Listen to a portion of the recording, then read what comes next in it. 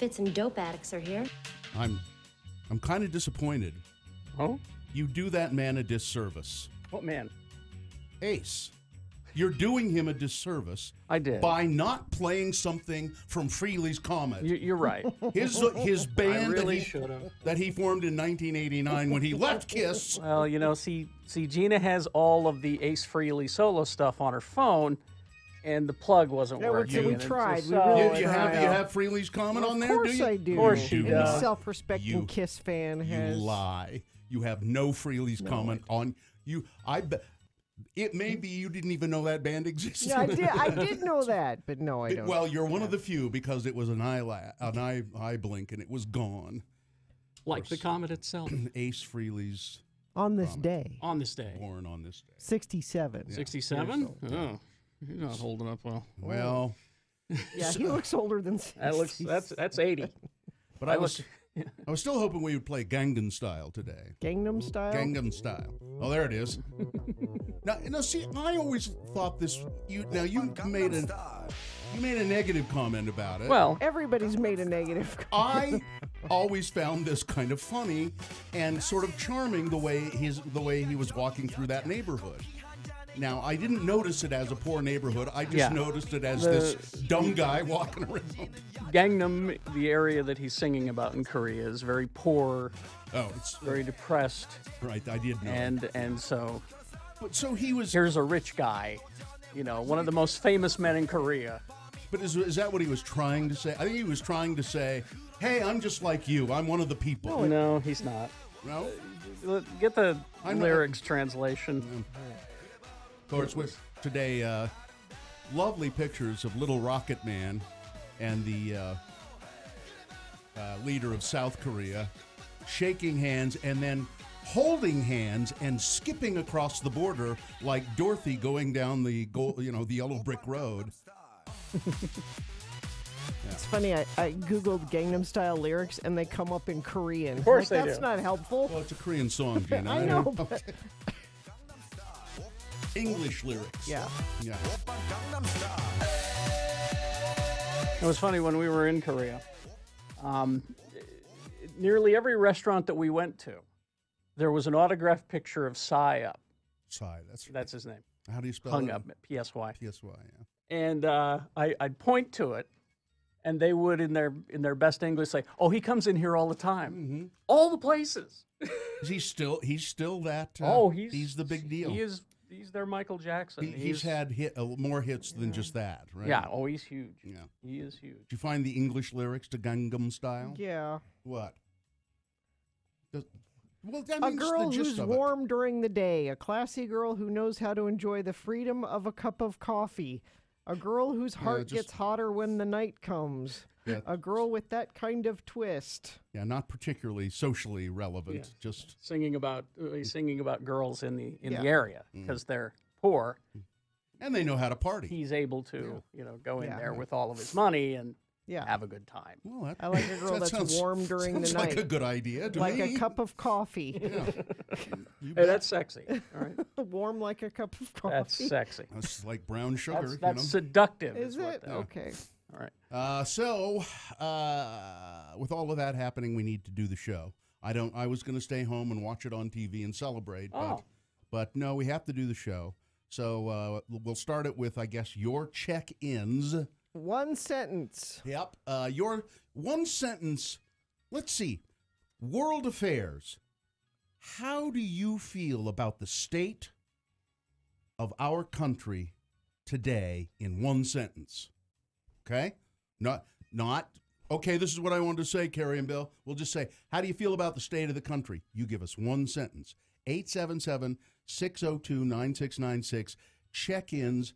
That's what we want you to do today. Call us now, 877-602-9696, and you could win something. Arts Festival tickets. Yes. People like the Arts Festival, so call 877-602-9696. SaltLakeFilmSociety.org is the website. Would you go on that website Sure. and find? SLFS.org. Because for the life of me, I can't remember the name of that. It was a thriller that Sean Means reviewed yesterday, and it's from one of the writers of The Orphanage. Marrowbone. Is it Marrowbone? Yeah. Marrowbone. That's the one. Because The Orphanage is my wife's favorite horror movie, and one of the writers has got a new project out, and it opens today. And it's considered an independent and kind of a little bit of an offbeat film, and that's the Salt Lake Film Society has those kinds of movies. As a matter of fact, my wife and I are going out to dinner tomorrow night, and maybe we'll take in Marrowbone as well. Yeah. That's always a nice thing to do. Salt Lake Film Society, slfs.org is their website. You can join the Red Carpet Club. You can get a schedule of all the films that are playing. Is there anything in that copy about the Mads Are Back, which is the mad scientists from Mystery Science Theater coming and doing live riffing? I didn't see anything at about the that. Tower Theater. This piece of copy is really wrinkled. Oh, okay. So it's not there. Yeah. All right. So See, I know about it. Perhaps it's at slfs.org. well, I'm sure it is. slfs.org. Hey there, it's John Smith on X96, and I'm your official host every Sunday night at 10 for SLC Fun.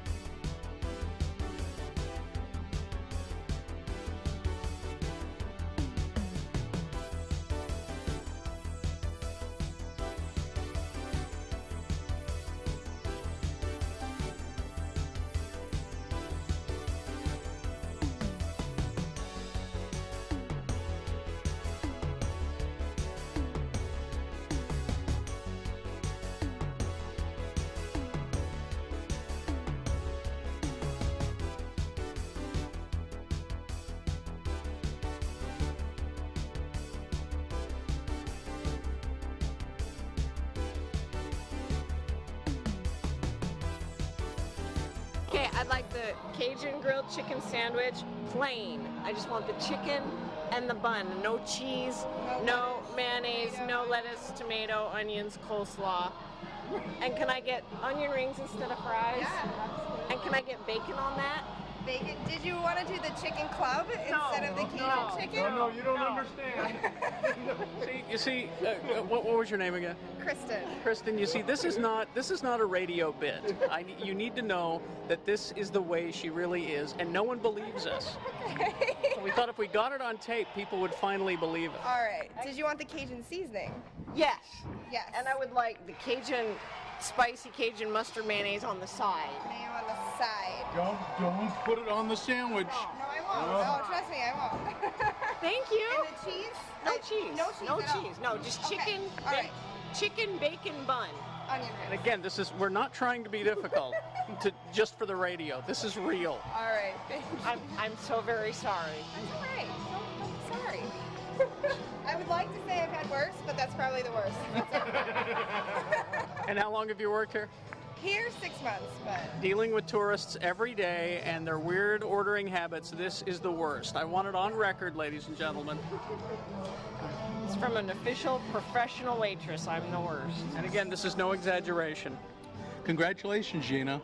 Congratulations. You've earned your spot in the Hard Rock Hall of Fame. She's here to get married, by the way. oh, congratulations. And she's marrying a guy named Joe Jones. Maybe you as our waitress, I'm sorry, what's your name again? Kristen. Maybe Kristen, you as our waitress, you could warn Joe that it's still not too late. Because I've been saying it every day, every hour, ever since we heard about this. That's sad. Yeah. That's what we think. Thank you. Thank you.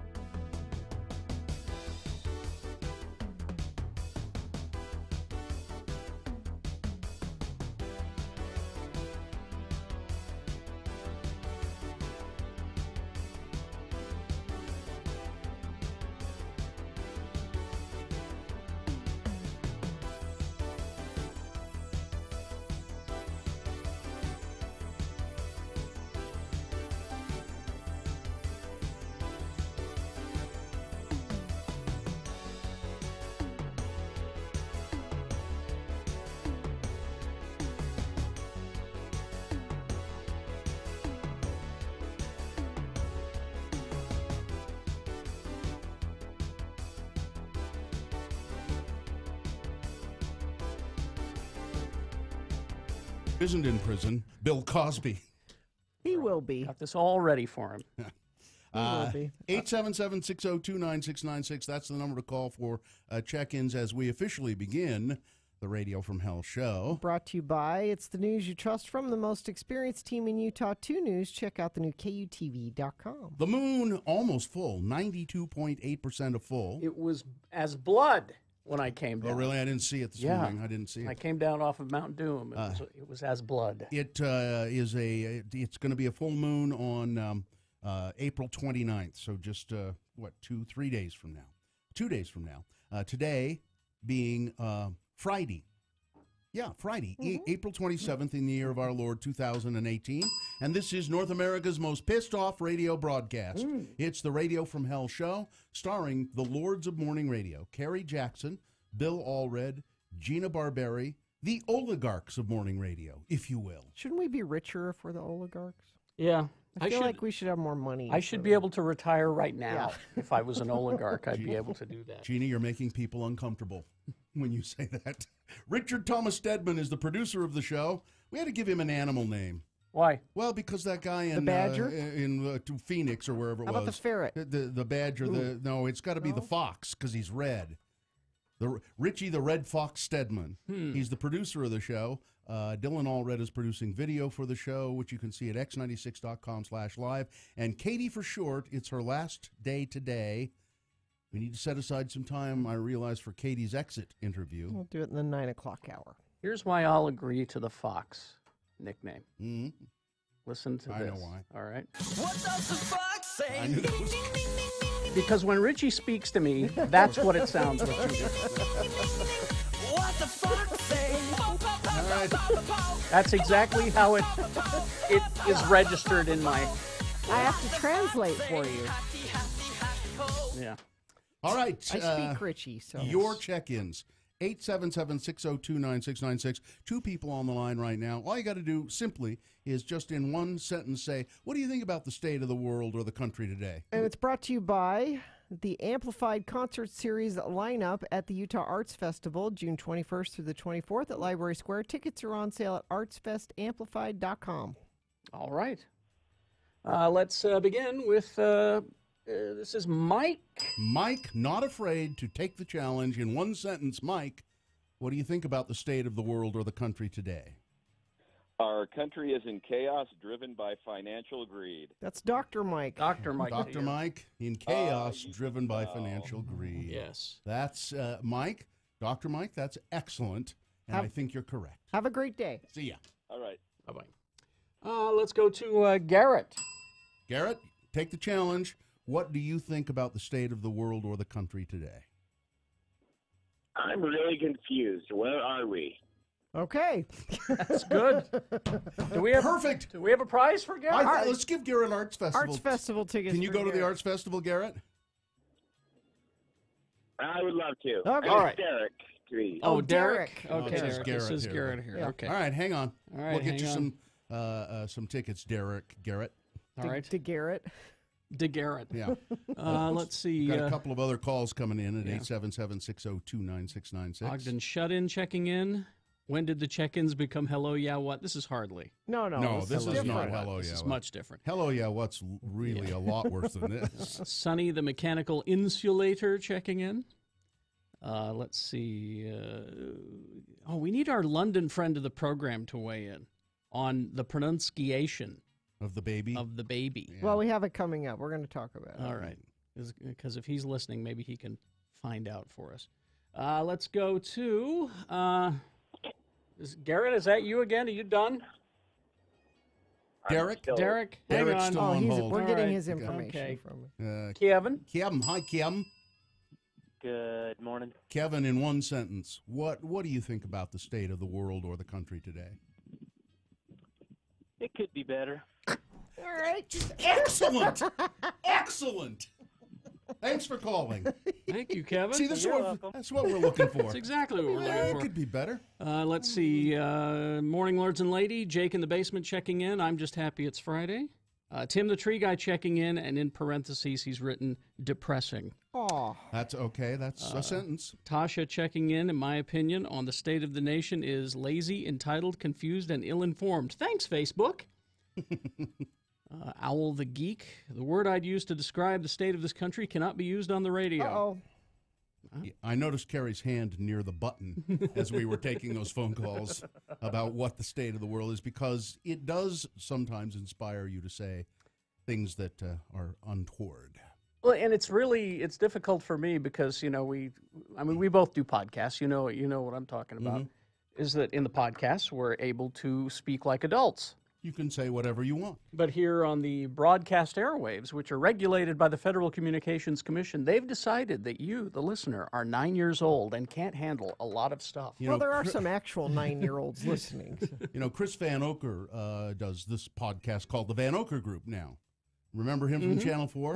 And I happen to be on that panel, and I'm usually the first one to break, to say things that are not allowed on broadcast. You're the first. And he always goes, I knew somebody had to swear first, and it would always be Bill. But then the dam is loosened, and then people start swearing. You hold it in all day. I do. Yeah. Cement Dave checking in, politics like Gina knows microwaves. It works, I just don't know how. All right. It's magic. Twin Dad weighing in. Why am I still awake again some more? What time is it? That's the state of the world right there. I guess, yeah. Dock Worker Mike checking in. World's gone to hell in a handbasket. Yeah. Shelley checking in. Gina, I'm sorry for drunk tweeting you last night. That's okay. Did she? I wake up to entertaining things. Stephanie says if I called to check in, it would be littered with swears as well. Yeah. Also in the chat room, I'm just so damn tired of all this winning. It gets exhausting, this winning. And President Trump warned us of that. We will get tired of winning, and I have gotten tired of it. Here we are. Liza Brarian checking in, trying to drag myself out of bed. Comcam Kyle checking in from Charleston, South Carolina. I think that the world is divided by the internet. Yeah. Could be. That's possible. Maybe you need to stop going to that part of the internet, Kyle. But I have to go to Facebook. You know what? How else do I know what gender babies people are having? And that's all it should be on Facebook. Gender reveals? Yes, it should be family stuff or friend stuff. Take my advice. Do what I do. I do all of my stuff on MySpace. I got my MySpace page. And you are not bothered by any politics there at all. Nope. You're not bothered by anything. Nothing. Listen, I happen to love the sound of wind. That's right. That's the soundtrack. Oh, you want some traffic, do you? Sure. Because things seem to be okay so far. I've got all green cameras along the west. So leave for work right now and you won't be late. Is there going to be construction this weekend as I'm heading to the airport? Let me look into that. Because I have to go pick up Sue on Sunday. I will look into that. All right, would you please? And if you see anything, text us 33986. All right. We will take a break now, but coming up after these, big boy news and opinioendo. And let's see, we have... Oh, yeah, we're going to talk about Bill Cosby a little bit, of course. The Mad Question of the Week is coming up, and Boehner's Round 1 also on the way. First, it's Friday, the international release date for all music, so that means there's new music, movies, games, and records to pick up at a locally owned and operated Gray Whale location near you. Here's what they got today. Hawthorne Heights, their new one is out. Bad Frequencies is what it's called. Twin Shadows' new one is out. It's called Care. Janelle Monáe, her new one, Dirty Computer. She's pansexual, you know. Is that right? Yeah. Speedy Ortiz. Yay! I love that name. The new one out. Twerpverse. All of it. I love all of it. Dr. Dog, still around. Yeah. And their new one, Critical Equation, is out. And Godsmack is still around, too. I didn't know that. When Legends Rise is the name of their new one. Let's see, movies. It's not only a electronic babysitter, but it's critically acclaimed. It's like really well reviewed on Rotten Tomatoes. Paddington 2. Mm-hmm. Yeah. I hear good things. Hostiles is out today. Gina? Mm-hmm. The Grease 40th Anniversary Remaster. Is out. I'm on it. You know, I heard Dee Dee Cohn interviewed the other day. Oh yeah. It was really bad. Frenchie? Really bad. You shut up about Frenchie. She kind of all over the place. She just a little bit. Yeah. All right. And the Criterion editions of Virgin Suicides and Dead Man are out. Check out graywhaleslc.com. They got real-time inventory searches, killer whale membership discount availability there. You can use your store credit for purchasing things there, constantly updating you on sales and promotions and parties that they throw. Trade in your old stuff for new stuff. They want your unwanted music, movies, games, books, and vinyl to get cash or store credit toward the purchase of something new to entertain you. Join the Killer Whale Club and receive a lifetime discount. Like and follow them on their social medias, Facebook, Twitter, and Instagram at Gray Whale SLC. That is your Gray Whale Entertainment Report. Stay tuned for a 1 hour nonstop music wingding right after Radio from Hell on X96.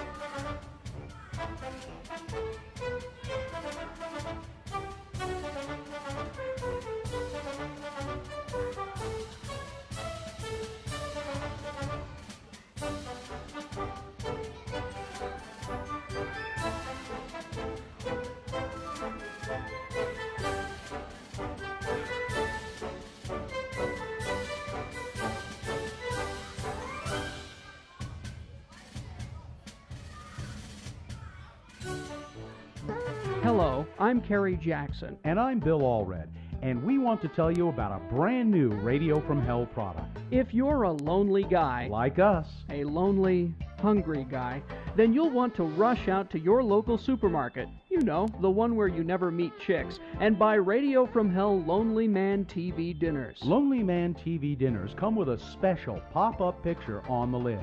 Just put your Lonely Man spaghetti dinner in the microwave oven.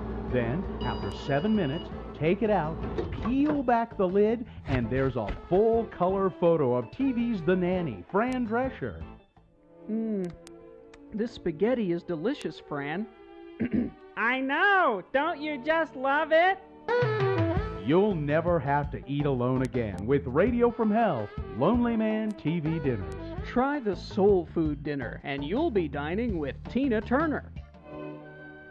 The ribs are mighty fine, Tina. Have some more black-eyed peas, honey child. Wow, it's just like she's really here.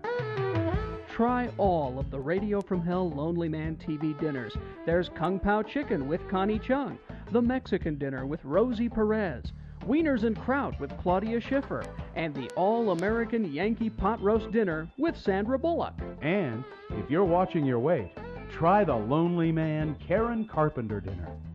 Gee, Karen, this carrot stick looks really good, but maybe you should have it.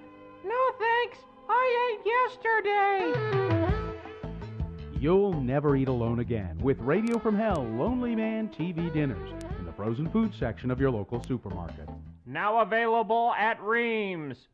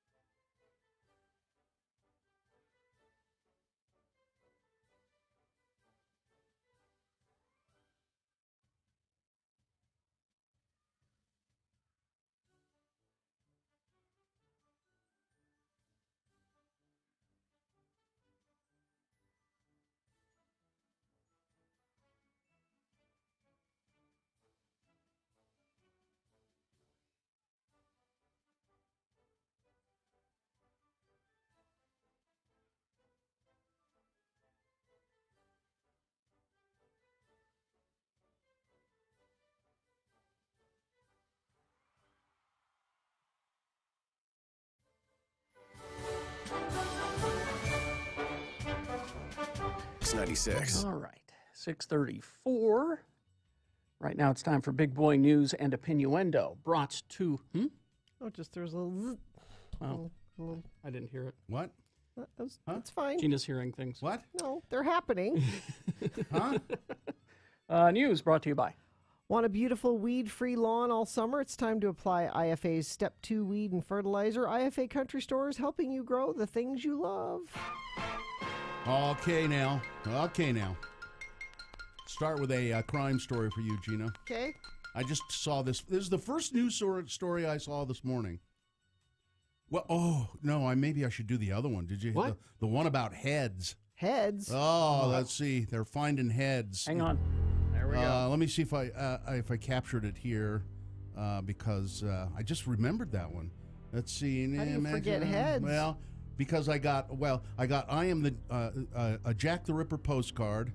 I got Killer Nurse. Mm-hmm. Let's see here. I maybe don't have it at hand. I probably saved it in. You don't have your heads at hand? Oh, there it is. Oh. Yeah, you want the one about the heads? Give it to me. It's right there in the box. All right, don't look at the box.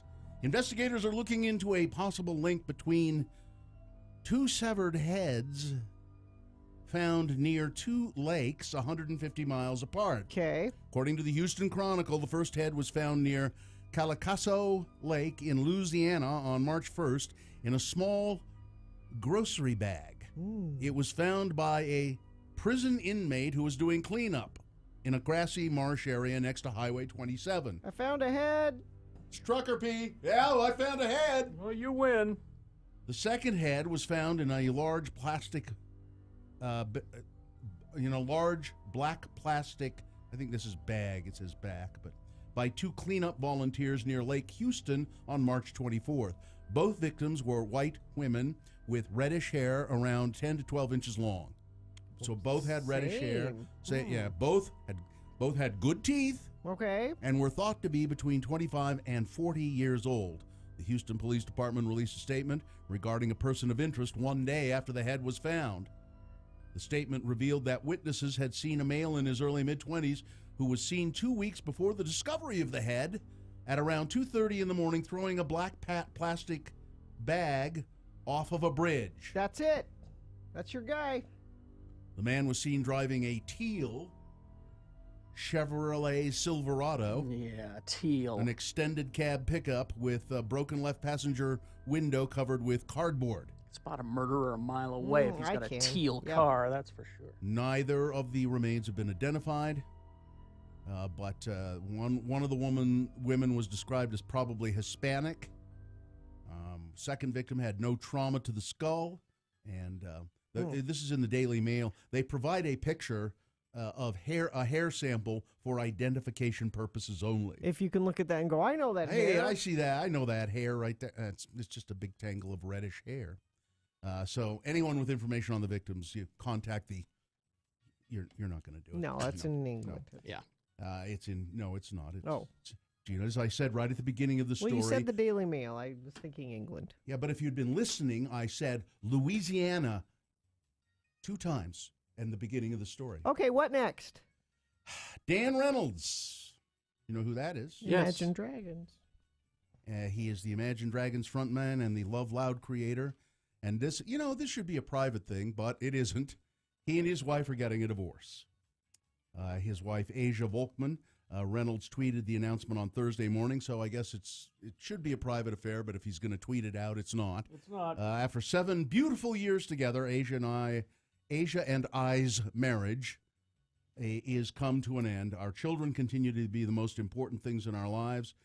We will continue to co-parent with them with all of our love. In a second tweet, he said, please respect our privacy at this time as we work through this as a family. Reynolds was raised in Las Vegas, of course, as a member of the LDS Church, attended Brigham Young University, and while in Utah, he and his friends formed Imagine Dragons, which was very popular in Provo for a while, and then boom. Local boys made good. Yeah. Apparently his wife, she's also a singer and songwriter and has been a member of an alt-rock band called Nico Vega. Oh, Nico Vega. Yeah. Oh, I didn't know that was her. Yeah. Oh, okay. We have some. We have. I know we have Nico Vega. I didn't know she was in the band. Yeah, she is the front woman. In fact, a little bit of interest from Meet the Bands available at x96.com as I stand with my hands on my hips. For a long time, Asia and Nico Vega was the bigger band. Yeah. And so Imagine Dragons would go around and be like, hey, can we open for you guys? And then there was this huge transition. Well, that's the divorce then right there. No. That's why that No. happened. Yeah. Well, what is it then? Where did that happen in England? No, was that in Louisiana? Yes. You know, there's a chance, too, and I'll tease this as a programming note, there's a chance that end of next week, Dan Reynolds will be here in the studio with us. Well, then we can confront him on this. And get right to the bottom Carrie, of it. Carrie, we can comfort him. I don't think and we need to offer talk our about it advice. at all. That's what I meant. Comfort. Yeah. The Republican charged with keeping Republican control of the House, Representative Steve Stivers, said Thursday that Mitt Romney's Senate bid, and this is true, and I love Ben McAdams, and he's running against Mia Love, and polls showed that he was doing very strong against Mia Love. But Mitt Romney running for Senate will probably drag Mia Love along with it. Because people that will vote for Mitt will vote for her, and that'll be... I feel very confident that Mia will win her race, said Stivers, an Ohio congressman and chairman of the National Republican Congressional Committee. She's got a tough competitor, so he's kind enough to say that, and it's true. Ben McAdams, he seems nice and boyish, but you can sense that there's a steely kind of guy underneath that. Well, and he's well-liked. He is very liked. Stivers says her Democratic opponent is no slouch, but she's got Mitt Romney, who will likely be in the Senate race. I expect him to win that primary and help her turnout. Wouldn't it be interesting if Mitt Romney did not win that primary against Mr. Lincoln? We can hope. Well, I don't know as you want Mr. Lincoln. Well, I don't want any of them if they have an R next to their name, but... The University of Utah has launched a $740,000 study on how marijuana affects the human brain and why it affects people differently. Good. Researchers will start examining precisely how the compounds in marijuana affect the brain. The 2-year study will use brain imaging technology to track how the psychoactive compounds and other components of the plant interact with our brain networks. I hereby declare myself a volunteer. I'm happy to go up there and they're going to look at your brain. Well, you want them mucking around in there? I don't care. There's not much left up there. Isn't it weird that it's 2018 and we're just now doing this research? Yeah. Well, some people have been doing it for a long time. Well, But, I mean, official. Some people have been doing it sort of anecdotally for a long time. So the biggest medical unknowns about marijuana include which brain receptors the cannabinoids interact with, and which mechanisms are at work and how the drug affects anxiety, pain, and mood. Now, it's interesting that they put anxiety in there because it is a side effect of marijuana, one that I am familiar with. You feel anxious when you... Anxiety. Oh, I thought you took it for anxiety to calm you down. Not necessarily. Now, a lot of people don't feel that. I was going to say, this is just some people get a little paranoid or anxiety. Yeah, you get a little anxious or paranoid. Yeah. And it's always in my younger days, that's why I stopped doing it, because it made me feel anxious. Now, a lot of people, it calms them down and makes them very mellow. And I mean, it didn't make me frantic. It just made me feel like somebody was following me. You weren't relaxed. It's hard for me to relax. Well, and that may have a lot to do with the fact that it's illegal and you could go to jail for it. Maybe that's why your paranoia was there. Well, that could have something to do with it. Let's see. This is the Koreas. Bold goals. By the end of this year, they say no nuclear arms on the Korean Peninsula, north and south. The leaders of both countries agreed Friday to remove all nuclear weapons from the Korean Peninsula within a year. Trump's going to take all the credit for all of this. He's already started. But, I don't know how it is that they think that they can fire nuclear weapons. I don't know. See this picture at x96.com/live with those old costumes that they wear. I don't know how they can fight a war at all. I've worn one of those costumes, and I'm here to tell you that you can't. There's a photo that you will never see. of Carrie. Oh, Carrie, yeah. This picture at x96.com/live. This is a ceremonial procession in Panmunjom, and the two leaders are being trailed by an honor guard in 19th century uniforms. This is what they wore to go to war. Yeah. How would you ever fight a war in those things? Well, first of all, your hat's going to come right off. No kidding. I'm telling you right now. Tom Brokaw. Ah. Tom Brokaw has been accused of sexual harassment. Sexual harassment. Now, I find it hard to believe, frankly, but Linda Vester, who I kind of remember as a reporter and anchor. She had a reputation for covering tough stories. As a war correspondent for NBC News in the 90s, she spent 3 tours of duty in the Middle East and took 2 assignments in Africa. But as it turned out, her biggest battle, she says, at work wasn't in the field. She says it was as a victim of sexual harassment by Tom Brokaw. He, of course, was the NBC anchor for nightly news for 22 years. He also hosted Today and Meet the Press. In a series of interviews with Variety conducted over several months, Ms. Vester alleged that Brokaw physically tried to force her to kiss him on 2 separate occasions, groped her in an NBC conference room, and showed up at her hotel room one time uninvited. 2 friends who Vester told at the time corroborated her story with Variety. That is, corroborated her story, saying, yes, she told us this a long time at ago. the time. Yeah. And she shared her journal entries from the time period. So she has journal entries which apparently look, it's not like she went back and wrote them. They look like old journal entries. Brokaw, who has been married to Meredith Auld since 1962, has never before been publicly accused of sexual harassment. Publicly. I don't know why they put that there, but it says publicly. In a statement from him, supplied by NBC News, Brokaw said, I met with Linda Vester on 2 occasions, both at her request 23 years ago, because she wanted advice with respect to her career at NBC. The meetings were brief, they were cordial and appropriate, and despite Linda's allegations, I made no romantic overtures toward her at that time or any other. I'm Tom Brokaw. So, I don't know. She was 28 years old at the time. She seems credible, but Tom Brokaw is awfully credible as well. So was Bill Cosby at one time. Yeah, that's true. There is one other anonymous woman who has, I think as a result of Linda Vester saying this, another woman who says, I would like to remain anonymous, but I can confirm that Tom Brokaw has done things like that to me. So, we'll see. All right. Sports, weather, traffic. How are our Jazz doing? Well, just speaking of people like, why aren't you talking about Bill Cosby? We're gonna talk about him. So that was my lead into it. Yeah. So we'll talk about him in just a second. Well, the Jazz, they're back. They want to win at home. So I don't know about you, Gina, but I'll be courtside. We got to light the candles at the shrine. I've already started. Is that your job today? I've got a candle burning in my car right now. Tell it to the Utah Jazz, Snowflake.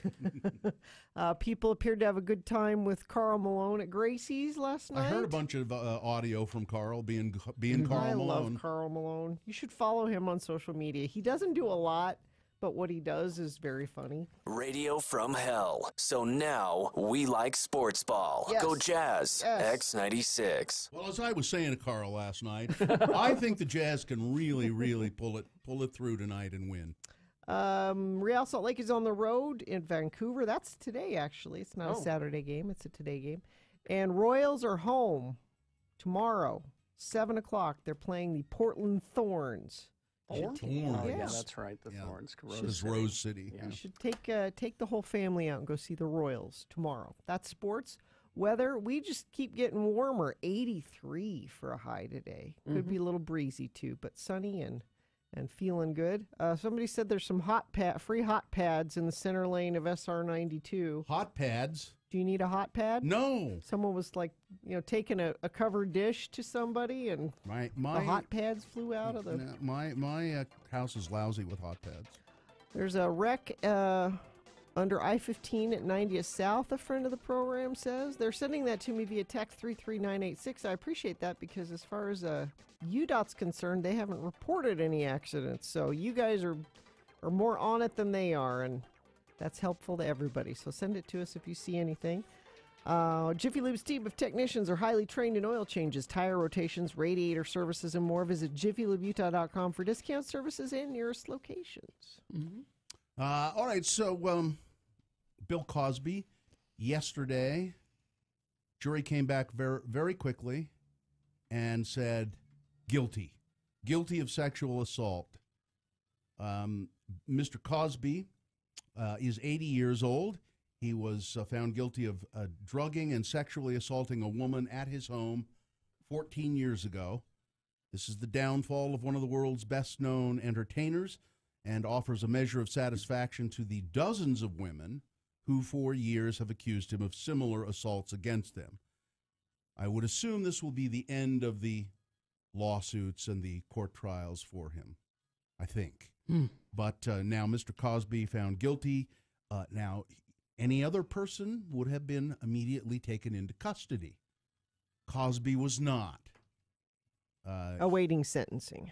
Yeah, they would, but that's what they would immediately take anybody else probably into custody. You would take them to jail, then they would have to bail out. But no, the judge said. Now the prosecution said, Your Honor, we want Mr. Cosby to have a high bail because we think he's a flight risk. He has his own plane. At which point, Mr. Cosby jumped up and shouted at the prosecutor, "He doesn't have a plane, you a-hole." I didn't think Cosby worked blue, but he has posted bail. There was $1 million bond placed on him originally, and that is still in effect. So it's not that posting bail. It's just they could have remanded him to custody. Because he's a flight risk. Yeah. Oh, yeah, the prosecutor He's says already he wants paid the his- bail revoked. Yeah, That's he's what already paid his. So he doesn't have a plane, and he said the a-hole, which we used to be able to say on the radio. And now we're a little bit timid, too, because, well, we might make somebody uncomfortable. Well, we have people who listen just in case we make mistakes so that they can complain about us to get us in trouble and off the air. Have you had that confirmed? Yes. Okay. I think it's because we don't care for the president. Enough of that, said the judge. Enough of that. And I think two things. I think Bill Cosby still doesn't think he's done anything wrong.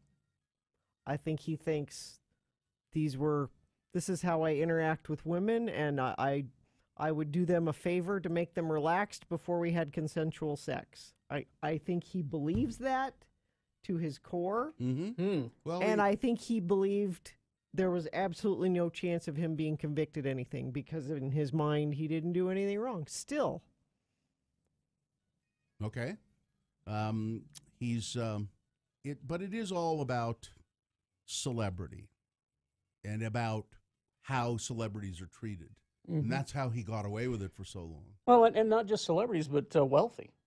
And I mean celebrities, how they're treated by people, the people that they wrong. Well, he's a celebrity. I better not say anything. He's might a celebrity. ruin my career. Yeah, he's a celebrity. That's the same thing with the Harvey Weinstein. He's going to ruin my career. It's going to ruin me. Now Who's that going to he's believe me over Bill Cosby? I went there because I thought maybe he could help me.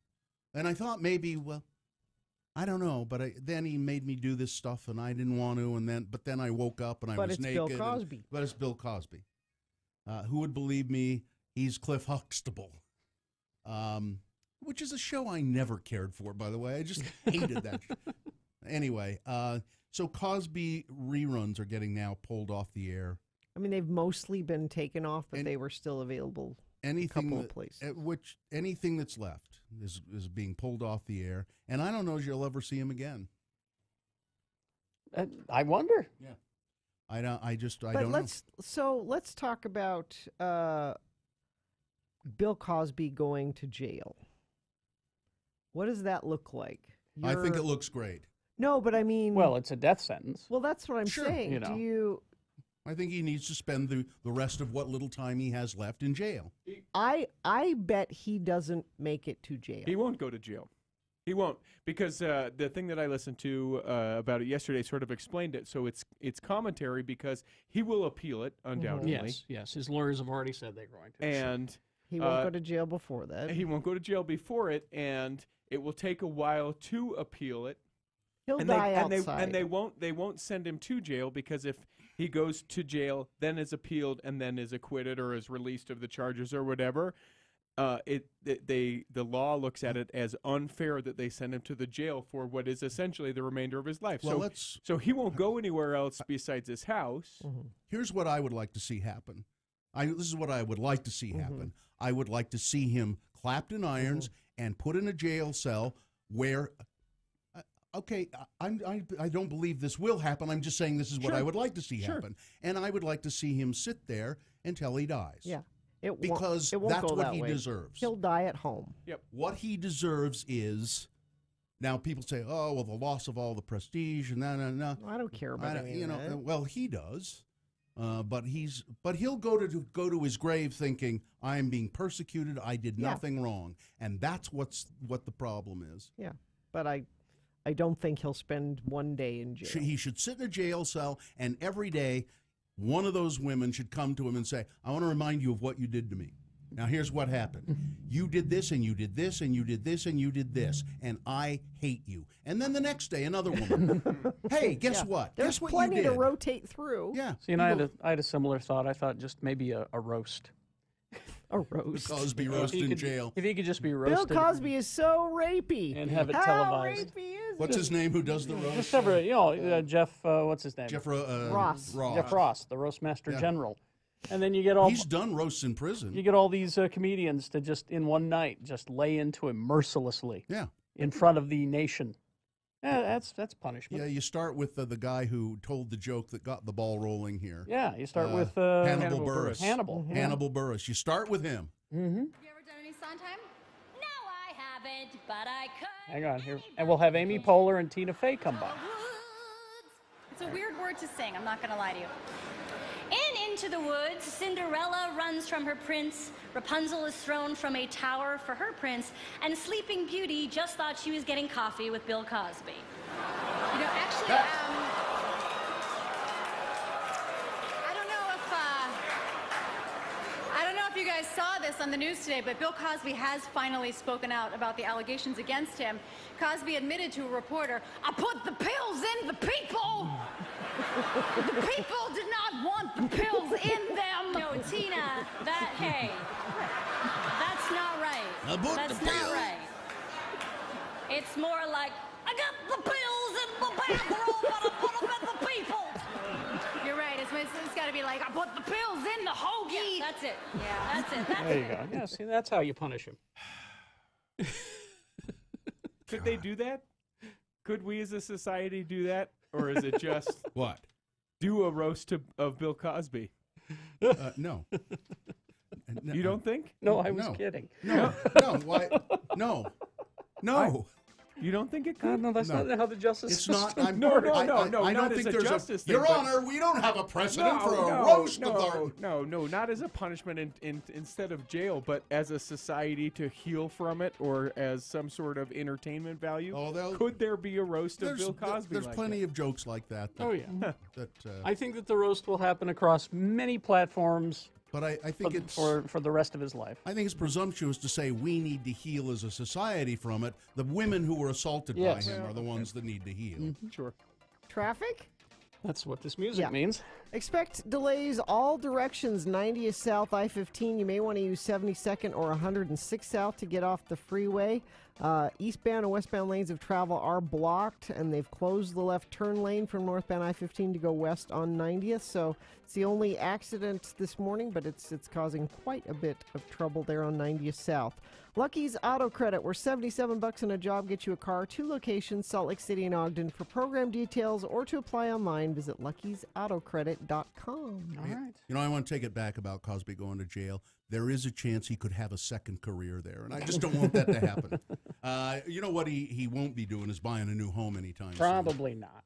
New Dwello is our good friend Lolly up in Weber County. You know, I got a text from New Dwello yesterday. You did? Because I texted them a while ago because I wanted to see how it worked when you texted the word money to 62687. Right.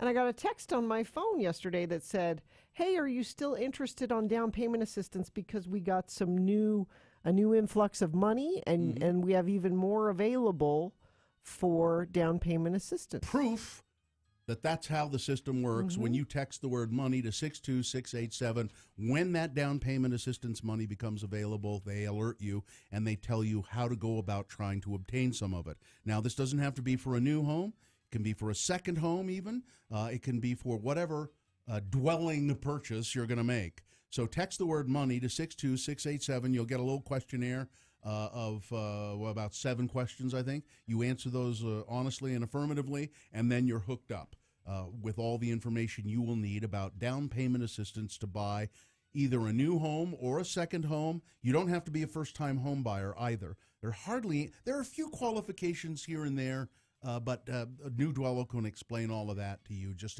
text the word money to 62687. X96, and I'm Corey O'Brien. Tonight on X96 Exposed, your final chance to attempt to win.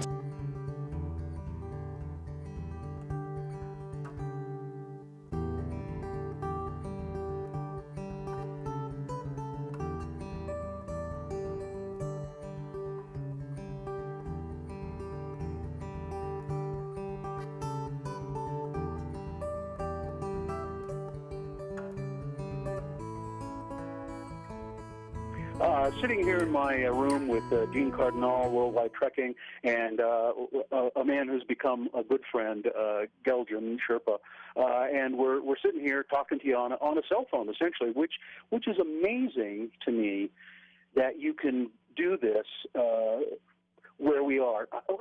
Let me try to describe this. We are actually in a really remote part of the world. You can helicopter in here, but it's horribly expensive, and people don't do it much. People walk to get to these places, and they walk for days and days. There are people who live way up in the Khumbu, and they come down here. Kind of the Namche Bazaar is, would you say it's a halfway point between here and Lukla? Yeah, and it's a trading spot between the valley and Tibet, and a place where people come together for the Saturday market to trade goods, to buy goods, and everything else. And so people walk for a long time to get to these places. And people walk; they'll walk from very remote places up by Everest, and they'll come down here to trade, as Dean said.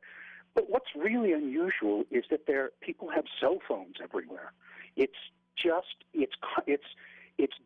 stunning in its incongruity. It's just incredible. You'll be walking, I'll be puffing my way up a trail, and some Sherpa kid will be, carrying a big heavy load of stuff and talking on a cell phone.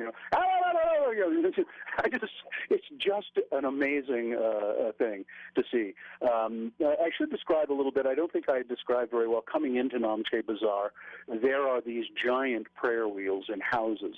I'd forgotten about this, and I asked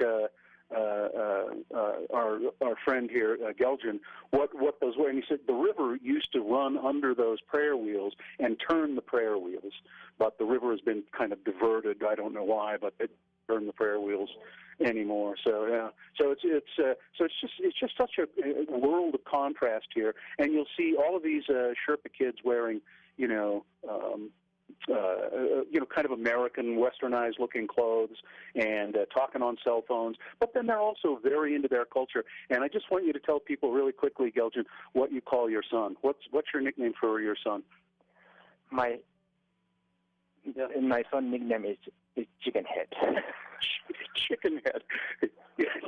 Geljan. You see, Geljan is like fathers everywhere. His son, Pasang, right? Pasang has a kind of a weird hairdo. With it kind of sticks up, and he's dyed it a kind of a red color, and so his father, being like fathers everywhere, doesn't like it, so he calls him Chicken Head. Anyway, we'll have more from Namche Bazaar. I'm Bill Allred, heading for Tibet. Tibet? No, not Tibet.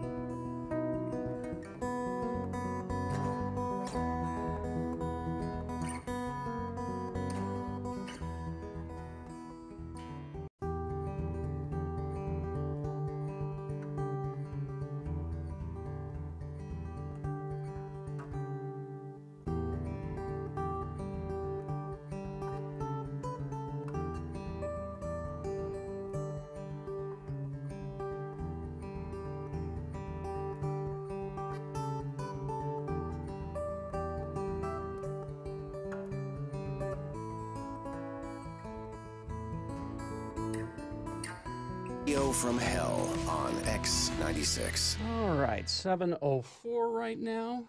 And is this sponsored, Gina? Yeah, Best Question of the Week is sponsored because we have a gift certificate to give you from this sponsor. Fridays are always roaring at Prohibition with live bands and burlesque dancers. Come see what everyone's whispering about. Prohibition, located at Fashion Place Mall in Murray, next to Nordstrom. Line up and reservations at prohibitionutah.com. So, it's really easy to submit a question. Yeah. We do this like every Friday. Just take your time, think, because you could win a prize, and just send the best question or meh question of the week to x96.com. Do that, and you might win a prize, like this person did. Mary sent this in. Okay. FOP since 2000. Thank you. Mary says this. If you had only one choice, would you rather go into the past or into the future? Would you choose to see your parents as teenagers or your own children as adults? Oh, but not yeah, that's specifically easy. That. Just Yeah, in no. general, would you, if you could do one or the other, what would you? Not having any children, so I wouldn't see anything. No, when you put that on it, that's easy. I don't want to see my children as adults. I do not. Well, there's one in there, and he's doing okay. But I don't want to. I just don't. Okay. I just don't generally want to see the mess I've made of it. You're No. not curious to see how they turn out. No. No. They're on their own. It's the future. I can't do anything about that. But before you put that on there, I did think I would rather. But just in general. In general. In general, would you would rather go mess around in the past for a while. The future is a little frightening to me. Mm-hmm. It's a little like oh geez, it's uncertain, and it's so bright I have to wear shades. but it is the future is uncertain. The future's uncertain, and the end is always near. So that's why I wake up in the morning and get myself a beer. Yeah. But it is true. But in the past, there are things that I would like to go mess around in and do things that I've done myself. Maybe kind of relive and be with certain people again. And it's just like I think of this, and Richie will run in here, I'm sure, as like Back to the Future. Because No. Why did you have to say that?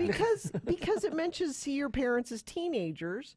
Because Michael J. Fox thinks his parents are a certain way. They're your parents. And then he goes back in time and sees his parents as teenagers, and he's like, I can't believe my mom did that, or my dad would do that. See, I wouldn't do that. I would go and play around with stuff, people that I always wanted to meet and never did. Like you could go back in the past and meet Hunter Thompson and pal around with him a little if you wanted to, or see if I could live through the night. Yeah, there are historical figures that I'd like to go kind of hang out with and see what they were like, really. But like personal stuff, would you want to go back? Some little personal stuff, yeah, which is too personal to bring up. There are things that I would kind of like to see and not fix. Just check it out because I think you can't fix the past. It's done. Mm-hmm. And if you mess around with what went on in the past, we've seen those movies. Yeah, that's my rule. Yeah, so I wouldn't do that. I would not do that. But there are certain moments of my life that I think would be fun to relive, or at least watch me do if that's the way it was. That I read this like you're a fly on the wall. You're just watching. You're observing. Yeah. Carrie, what about you? Well, as you know, there are mistakes that I've made in the past that I would like to go back and fix. However, if I do that, I might not wind up where I am today, right. And I like where I am today. Right. So I don't believe in messing with the past. I'm all about the future. I want to go forward and see what your kids have been doing, because my kids. Oh, you brought your kid to work today. Well, I was supposed to yesterday, because yesterday was Bring Your Kid to Work Day. But yeah, I'm all about the future. I want to see where this mess is going. It doesn't scare you at all? No. Because I'm kind of like Bill on this one. I want to go to the future, and I want to come back and go, listen, you guys, I've been there. All right, we got to do this and this and this. We got to fix this. Yeah, I'm okay altering future events. You're going to come back and go, it's your kids, Marty. Yeah, I will be your Doc Brown, and I will tell you. The future's just too shaky. I don't want anything to do with it. I mean, I am very curious about how my kids turn out, though. I would love to, you know, that Simpsons episode when you flash forward and you see Lisa Simpson as the president and all that. I like that. I would like to just flash forward Gina, and see. Just as your child is not going to be a professional soccer player, neither is one of them going to be president. Jonesy's going to be president, and No, Muhammad's going to be a professional soccer player. I thought she was going to be Surgeon General. I Well, thought that she was too. aiming a That's- little lower. Well, you know, Ronnie Jackson is going to vacate his post, so maybe she could be the president's personal And this is physician. good news because I'm looking for a new physician. Carrie needs Physician. Candyman. Dr. Candyman, I need him. But no, I have things in my past that I would like to go back and not change, but just sort of, fly on the wall and watch it happen again. I would like to see that. Although I would like to experience some things again. And I'd be curious to see my parents at a younger age, to check that out. Check my grandparents out. I know how my parents were. They You- were no. you think you do? Oh no, I do. I do. I really know how they were, and I don't want to have anything much. Well, actually, you know, to be, when I think about it, I had a father that I didn't really know. And you could know more. So my stepfather who adopted me, I know what he was, as an adult, and I know what he was as a kid because I was been told about it a million times. But maybe it'd be interesting to go. It would be interesting to go back and see. Yeah. You know, what was that? Why did my mother pick this guy that was my sperm donor? Yeah. Why did she pick that guy? Well, besides the fact he looked like me and he was good looking. Lindsay says, I'd like to go to the past and talk to my grandma at various points in her life. I'd be her secret future ghost friend. Ooh, that'd be fun. Yeah. You know, you really should. I think about this a lot lately. If you have grandparents still alive, and if your parents are getting up there, start talking to them about their lives because. I mean, I know a fair amount about my mom's life, but not enough. And you can't. And my ask her grandparents, I know anymore. a fair amount about, but not enough. I should have, gotten more from her about all of that. So do it. Make them write it down or talk to them on tape, as we discussed, because Then when you get older and you sit there and you think about it, you think, I wish I'd done that. I wish I'd known my mother better, as much as I knew her and loved her. I wish I'd known her better. Interesting. All right. There it is. There you go. Question of the week. The best question of the week. Send yours to radiofromhell@x96.com. Just put or best question of the week in the subject line. There you go. Crash northbound I-15 at milepost 257. That's Main Street in Spanish Fork. The two left lanes are closed there. We've got crash, let's see, 90th south under I-15. On southbound I-15, you may want to use 72nd or 106 south to get on and off the freeway in that area. And allow 15 extra minutes driving north through Springville due to that Spanish Fork crash I just told you about. The team that knows a smile on your face means they're doing it right. Performance Toyota Bountiful. Ask about huge savings happening right now on the 2018 RAV4. We've got Boehner's Round 1 coming up. Here are your candidates, and these candidates, I think, have kind of interesting titles, if I do say so myself. Boehner candidate number 1, Mr. Lawson knows what high school girls should learn about sex. Oh. Boehner candidate number 2, First Baby Bibles. And Boehner candidate number 3, a lawyer in a hazmat suit is never a good sign. Round 1 of your Boehner voting coming up after these, along with Big Boy News and Opinioendo. Oh, we could send you to a couple of bands in concert.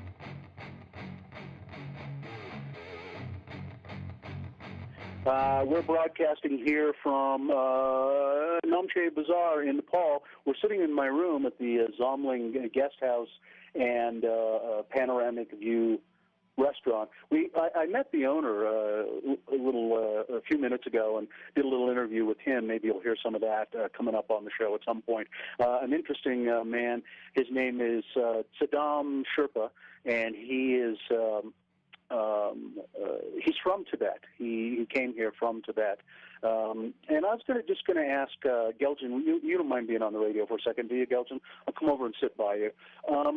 I heard people asking you today about Sherpa. What is that? Is that a last name, or what is it, or why do they say Sherpa? Yeah, Sherpa means the name of our caste. We have different family name. Like, for example, my name is Furgeljan Sherpa, and then my family name is Lama. Yeah, so I really want to make it clear the people who are very confusing about the Sherpa people. The people think the Sherpa is like our name of our profession. So it's wrong. So Sherpa means our caste name. It's a caste name. And what does Sherpa mean? You told me that today. Sherpa means in our language that we are Eastern people. We came, Shar means East, Pa means people, and we came from the east part of Tibet. So that's why. Why did you all come here from Tibet? Yeah, there's a quite confusing. Somebody says there's two things. Somebody says maybe that time there was very big influenza disease, and so the people were very scared, and they come over here to the Nepal. And somebody says there was a war. There's like a civil war, and then there's a people that they lose the war, and then they came over here. And but yet we don't know which one is true. And this was hundreds of years ago, right? No, it's approximately 500 years ago. We don't have exact data. Yeah, 500 years ago. And from what I've heard you say about Tibet, I mean, there's a kind of a longing for Tibet. Is that true? Of if somehow you could go back to Tibet, is there some feeling like that? I'm sorry, I'm really confused about your question. I mean, you hold Tibet with a great deal of reverence. Is that right? Yeah, that's right. Yeah. And Tibet is, of course, really no more. And we'll talk to Geljan later on in the trip too. He's very worried. He thinks the Sherpa people are going to be no more at some point. And so we'll talk about that. But that's it for now. I'm Bill Allred, broadcasting at the Zamling Hotel and Panoramic View Restaurant in Namche Bazaar, Nepal.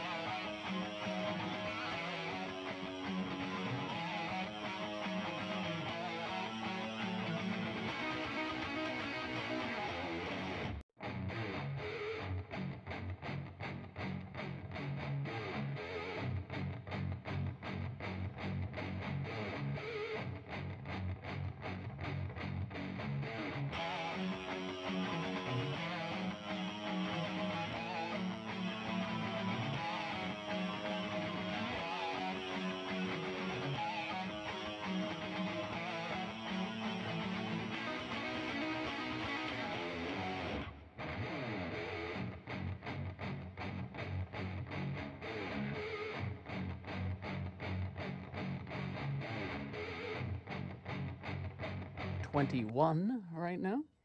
And it is time for round one of your Boehner voting. What you got here is 3 news stories that are examples of bad, stupid, or funny human behavior. Stupid. And you will decide of these 3 candidates which one is the worst, which one deserves to go forward to Boehner fight and get that 50-50 chance of becoming Boehner of the day, keeping in mind that Boehner means mistake. So, 2 candidates now, then a third after the news. And once you've heard all 3, then you'll vote. One of you lucky random Boehner voters will receive. I can't buy it, gotta win it. Radio from Hell Boehner t-shirt courtesy of Excel Automotive Repair, Radio from Hell's official auto mechanics. Don't buy a lemon. Try Excel Automotive's $50 bumper-to-bumper used car checkover before you buy. Limit 2 cars per $50. Boehner candidate number 1 is, Mr. Lawson knows what high school girls should learn about sex. Oh, my. A high school gym teacher in Virginia. So, Gina, it's a high school gym teacher in Virginia. Got it. Okay. England. Was yanked out of the classroom after showing 2 highly offensive, according to some, sex education videos produced by a frank-talking YouTube personality. I don't believe you should ever get your sex education videos off of YouTube. I'm not sure. No. And well, that whatever that picture is that's pixelated, I can tell it's something you shouldn't show kids. Yeah, I don't think even though I that's- can't really but tell what it that's is. not, but that's just a stock photo, Gina. That's Oh, not okay. really. That's not a photo. That's not the example. No, it Okay. says right here, stock photo. Frank Lawson, head of the physical education department at Western Albemarle High School. Frank Lawson sounds like he belongs in the physical education department. Frank Lawson. I'm Coach Frank. I teach PE. Coach Lawson. And I have the gym classes. Is on administrative leave after showing 2 videos to a class of freshman girls made by one Lacey Green. Now, I looked up Ms. Green's website. And she's legit as though she's a YouTube sex advice person, and she has various videos and, all of that. She's a sex educator on YouTube.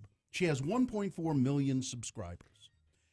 It was highly offensive, entirely inappropriate for a student audience, and school administrators called each family on April 13 and apologized to each family, said the chairwoman of the Albemarle County School. The video was not previously screened by the school, which was a violation of our standard practice. It's unclear what videos were shown, but some of Green's past content includes titles like... Now, there are some that I can't even say on the radio. I can say, freaky labia. You can't pop your cherry. And then how to help orgasm. Then there are some others that I can't say the titles of. But we don't know what one he showed them. We don't know which ones, but some of the videos required users to confirm their age, as content may be inappropriate for younger viewers. Phil Giamita, a spokesman for the public school district, said Coach Lawson is going to remain on leave until an investigation is completed. Lawson approved the videos, which were presented by the Sexual Assault Resource Agency, were shown to a class of 28 girls. I would say that anything that I saw on Lacey, what's her name's website, anything that I saw, I would say is you should not let your children watch it unless you watch it first. Now, I'm not saying that she gives bad information or anything like that, but it's not appropriate for high school. It's meant for adults. Yeah, or for adults to pass on to their children. And my bigger question is, why are we still letting the coach teach sex ed? Because it happened when I went to school, too. Well, it's health class is what it is. You know? Shouldn't you have a professional person do that? Usually, well, Lacey Green, she's professional. That's why I showed the girls the video. I didn't want to talk about a freaky labia. My kid's school, they bring in a nurse. Hey, there's a nurse crazy does idea. The talk. I mean, it was just uncomfortable when Coach Hawkins would yell "hustle" at me. It just was confusing. Well, it's and then teach you how to clean yourself. Teach you hygiene. Boehner candidate number 1, Mr. Lawson knows what high school girls should learn about sex. Boehner candidate number 2, first baby Bibles. A woman charged with felony breaking and entering at a North Carolina hospital is sharing her side of the story. New Hanover Regional Medical Center's police department charged Linda Everett after they say she went into areas of the Women's and Children's Hospital in Wilmington unauthorized on April 5. Police in High Point say she turned herself in last week. I am not that person, Ms. Everett said. I am not that person to do that, and it hurts. I mean, it really got to me. Linda Everett says she was at the Betty H. Cameron Women's and Children's Hospital in Wilmington April 5, but only to pass out first baby Bibles. All I was doing was giving a gift, and to me that's no crime, Ms. Everett said. You were not invited or authorized to walk around and pass out Bibles. 2 babies. That's, yeah. I believe, as I understood the story, she was putting little Bibles, trying to put little Bibles in like bassinets and stuff. Creepy. Hospital says she wasn't supposed to be there. No. I didn't see anything wrong with it, Ms. Everett said. A nurse told me that I could do it. I doubt that. Mm-hmm. Boehner candidate number... I didn't try to kidnap anybody. I just wanted them to have a Bible. Boehner candidate number 2, first baby Bibles. Coming up in a moment, Boehner candidate number 3. You know, a lawyer in a hazmat suit is never a good idea. Never a good sign. Let's see. Let's get to candidate number 3 for round 1 after this big boy news and Opinioendo. Brought to you by Del Taco's Carnitas are back for a limited time. Get 2 Carnitas combo burritos for just $5. Authentic Carnitas served fast. It's unfreshing, believable. Price and participation may vary. Here's a crime story for you, Gina. Thank you. A Mexican rapper and YouTube star confessed this week to dissolving the bodies of 3 missing film students in acid at the behest of a drug cartel. Well, what if a drug cartel asks you to do something, you have to do it. Especially if you're a Mexican YouTube rapper. Christian Omar Palma Gutierrez, better known as, I'm sure you know this, Gina, QBA. Yeah. QBA. Has been detained over the deaths of 3 students in Jalisco last month. He confessed to state prosecutors that he disposed of the bodies after the 3 victims were kidnapped, tortured, and murdered. Gutierrez admitted that a friend recruited him 3 months ago to work for the Jalisco New Generation drug cartel.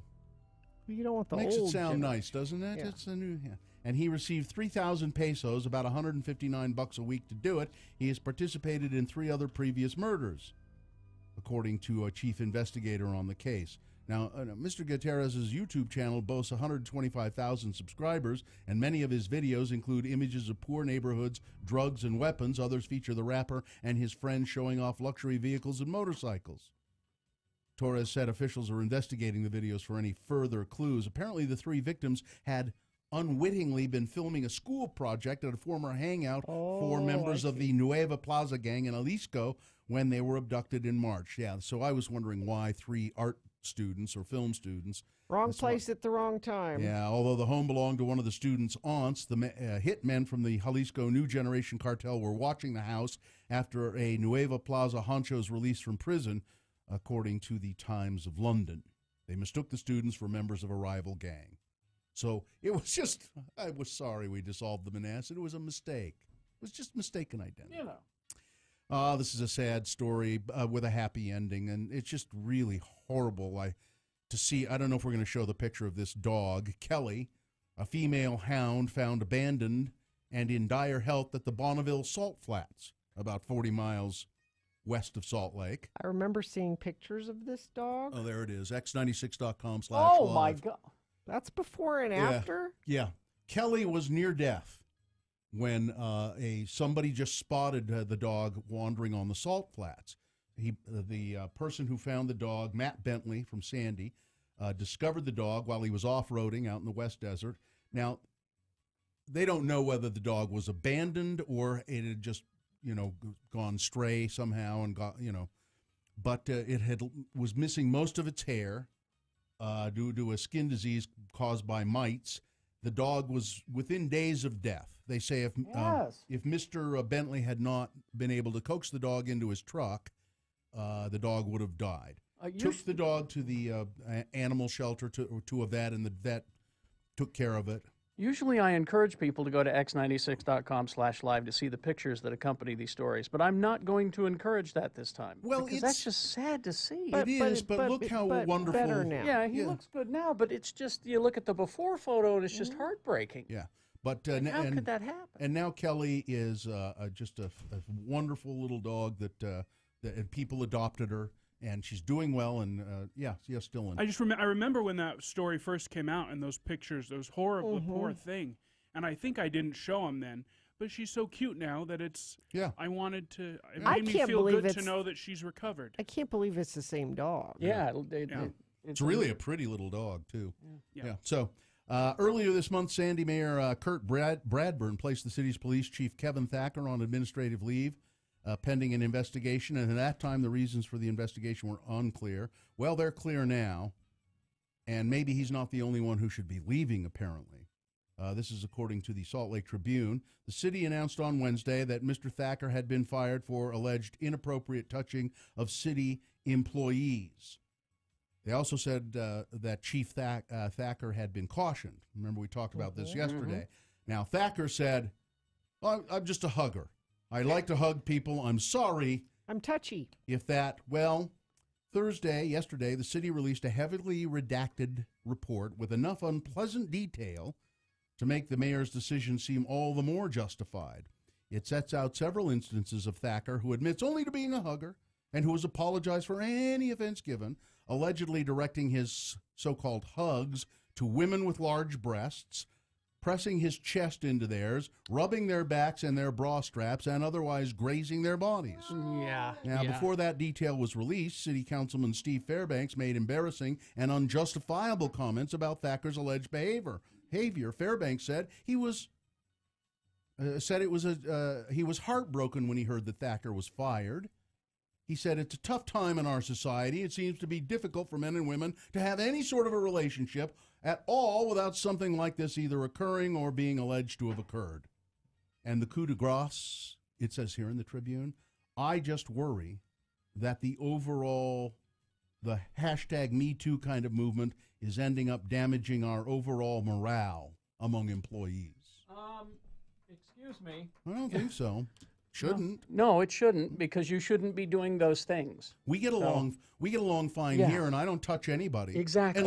Unless I ask them if I can. Exactly. Or they request that I touch them, which happens on occasion. Or may I give you a hug? That happens on occasion. Yeah, your morale would be fine if you just didn't do those things. Let's see. Oh, you'd like this. I've been holding on to this story for you because it's something that I want. I know you like to go to the beach on occasion, on vacation with your children. Well, I just want you to know that they have to be very careful when they're at the beach because they may be carried off by seagulls. By seagulls? Yes, seagulls. Carried off? Yeah. I mean, yes. My kids are not big. Beach restaurants in Florida are warning patrons,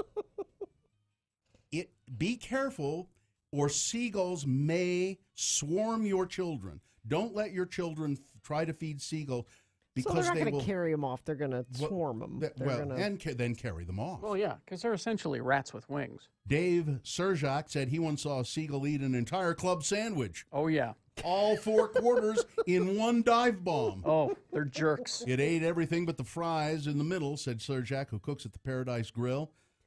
He says, don't let your kids go out and hold out food for the gulls because they might just get swarmed, and I wouldn't be surprised to see a group of them carry. It's like the flying monkeys in the Wizard of Oz. You know how 3 or 4 of them hold on to parts of your clothing. Pick them up by the swimper. Yep. Mm-hmm. So it's our state bird, by the way.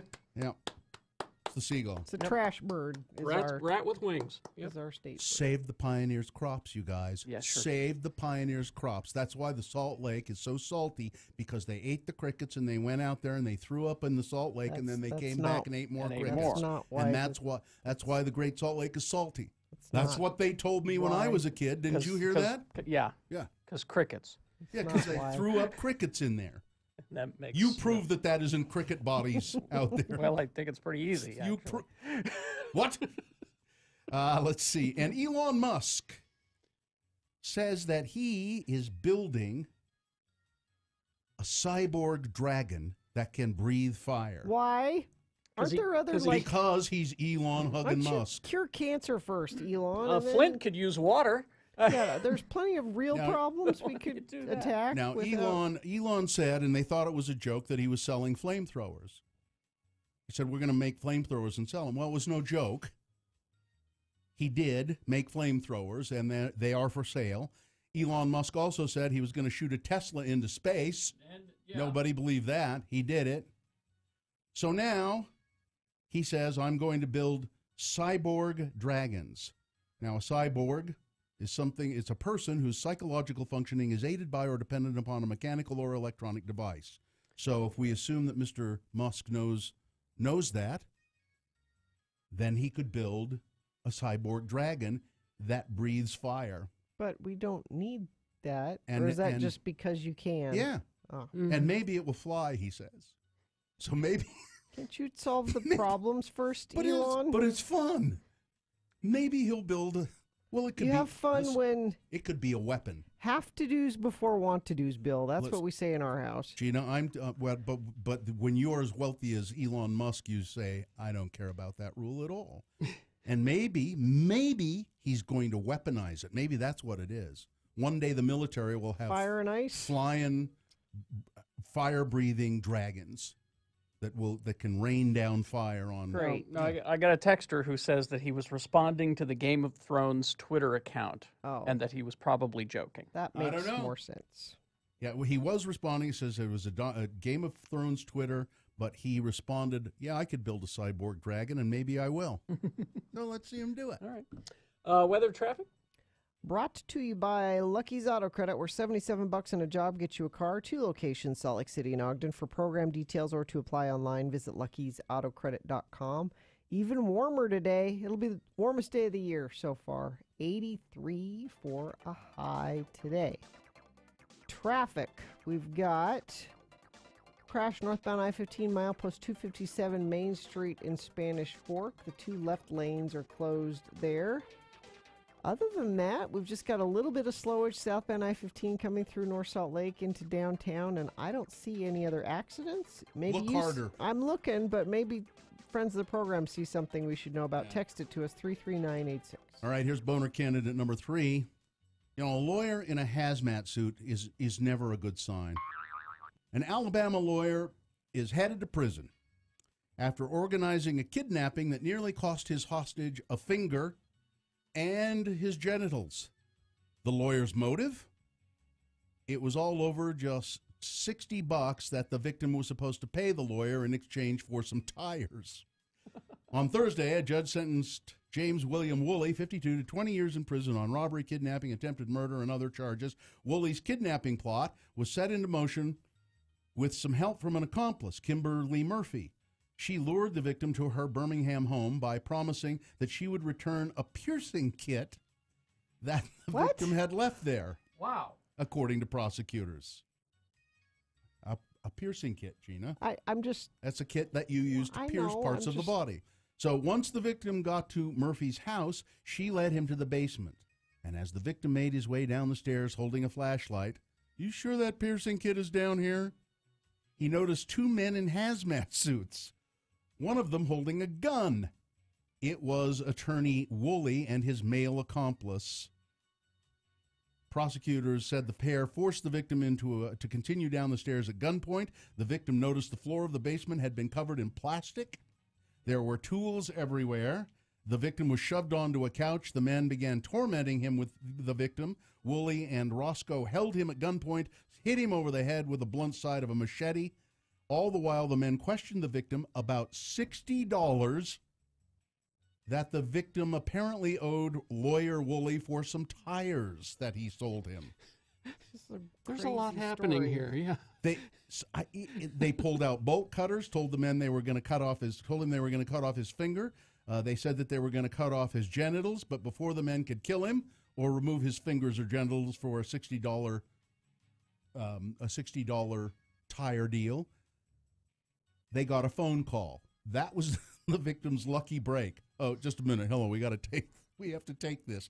The tormentors were distracted with the phone call, and the victim ran upstairs and managed to escape the house. A lot happening here. No kidding. It's like a scene from Breaking Bad. Boner candidate number 3, just let this be your first sign of problems. A lawyer in a hazmat suit is never a good sign. All right, let's review the first 2 and vote. Boner candidate number 1, Coach Lawson, he knows what high school girls should learn about sex. A middle school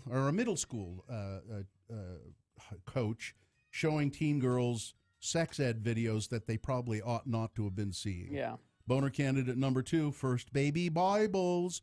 A woman accused of trying to abduct babies at a hospital says, I was just there in the maternity ward trying to give those babies Bibles. And boner candidate number 3, a lawyer in a hazmat suit is never a good sign. All right, let's do it. This is round 1 of your boner voting. I won't lie to you, you've only got a short time to vote. So here's how you do it. You got to decide which of these 3 candidates here in round 1 deserves to be a contender for boner of the day. If it wins here, it'll go up against the winner of round 2's boner voting. That's, again, 3 new boner candidates, and you'll pick a winner out of that round as well. Then we'll take the winners of both rounds and put them in the Boner Dome. The boner fight happens at 9:20. That's when boner of the day is decided. So pick your contender for round 1. Here we go. 1, 2, or 3. Remember your candidate number, the one you think should win, and put that in the message of a text. Now you text that to 33986. You can call, use your voice. They'll take your vote in the producer's booth, 877-602-9696. Or go to x96.com and look for the box that says Boner Voting April 27 and vote there. So here you go. You've got less than 4 minutes to do it. It's round 1. Keep the radio on. A 1-hour nonstop music wingding starts at 10. X96.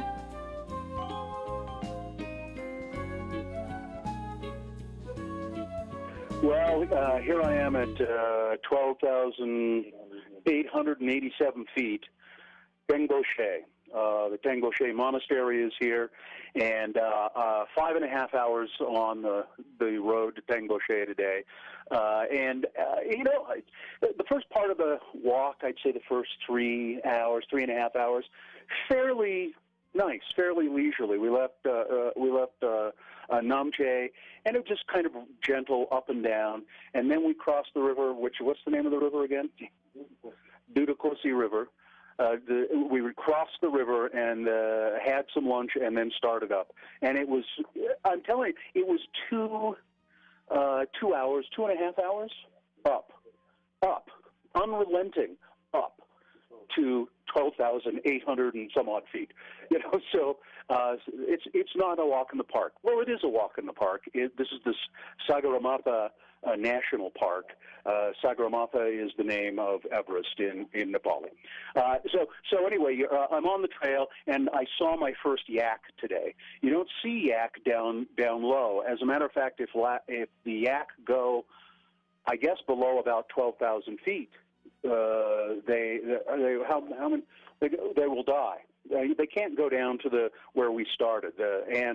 Conversely, there are buffalo down below and cows down below, and they can't come up high, or they will die. And there's a great story about the buffalo and the yak. The yak apparently there's no salt in Nepal, and so the yak decided that they would go to Tibet and find salt for the people of Nepal. And when they got to Tibet was so beautiful, they decided they would just stay. And so the cows, and you'll see the cows and the buffalo always looking up, and they're always looking up wondering when the yak are going to bring the salt back. Does that make sense? Anyway, we passed places that were offering fresh yak cheese. I didn't try it. But I will, and yak milk soon to come. Coming up in just a minute, I'm going to talk more about the trek up here and about the rhododendron forest. We'll talk about that coming up.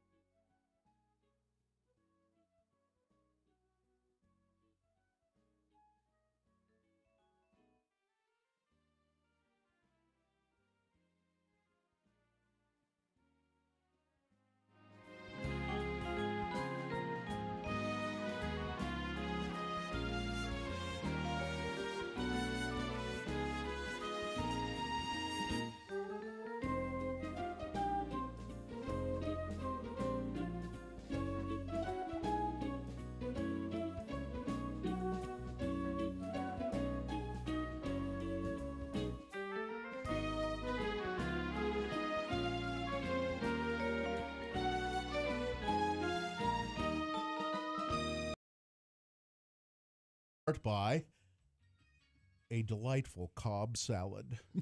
And Haster Games, they have the best selection of the latest board games, Magic the Gathering, Dungeons and Dragons, and more. It's a great place to stay and play. Remember, Haster has it, 6831 South State, and online at hastergames.com. Boner candidate number 1 was Mr. Lawson knows what high school girls should learn about sex. Coach Lawson, perfect person to put in charge of the high school, the middle school girls. I think they were middle school, actually. Put them in charge of teaching them girls about sex. Well, I'm too embarrassed to talk to them. I'll just show them these videos that are inappropriate. Now, I went to her website. Yes. Yeah. She has an education program for middle school people if you contact her and... Set it up the right way. Yeah, he just went to her website or to her YouTube and picked stuff. Then there's Boner candidate number 2, First Baby Bibles. It's a woman breaking into or going into a maternity ward, little or newborn ward with babies there. The feeling is she was there trying to maybe kidnap a baby. She was scouting out babies. But she said, no, I was just there passing out baby Bibles. That's creepy, too. That's very creepy. And Boner candidate number 3, a lawyer in a hazmat suit is never a good sign. The convoluted story of the lawyer who was owed $60 by a former client, and they lured the former client into the basement where he found the lawyer in a hazmat suit who was threatening to cut him up if he didn't pay the $60. Seems like a long way to go for a $60. Josh won a Boner t-shirt, and the winner was Boner candidate number 3. A lawyer in a hazmat suit is never a good sign. All right, there you go. That's your winner of round 1. It'll take on the winner of round 2's Boner voting. Round 2 happens at 8:20.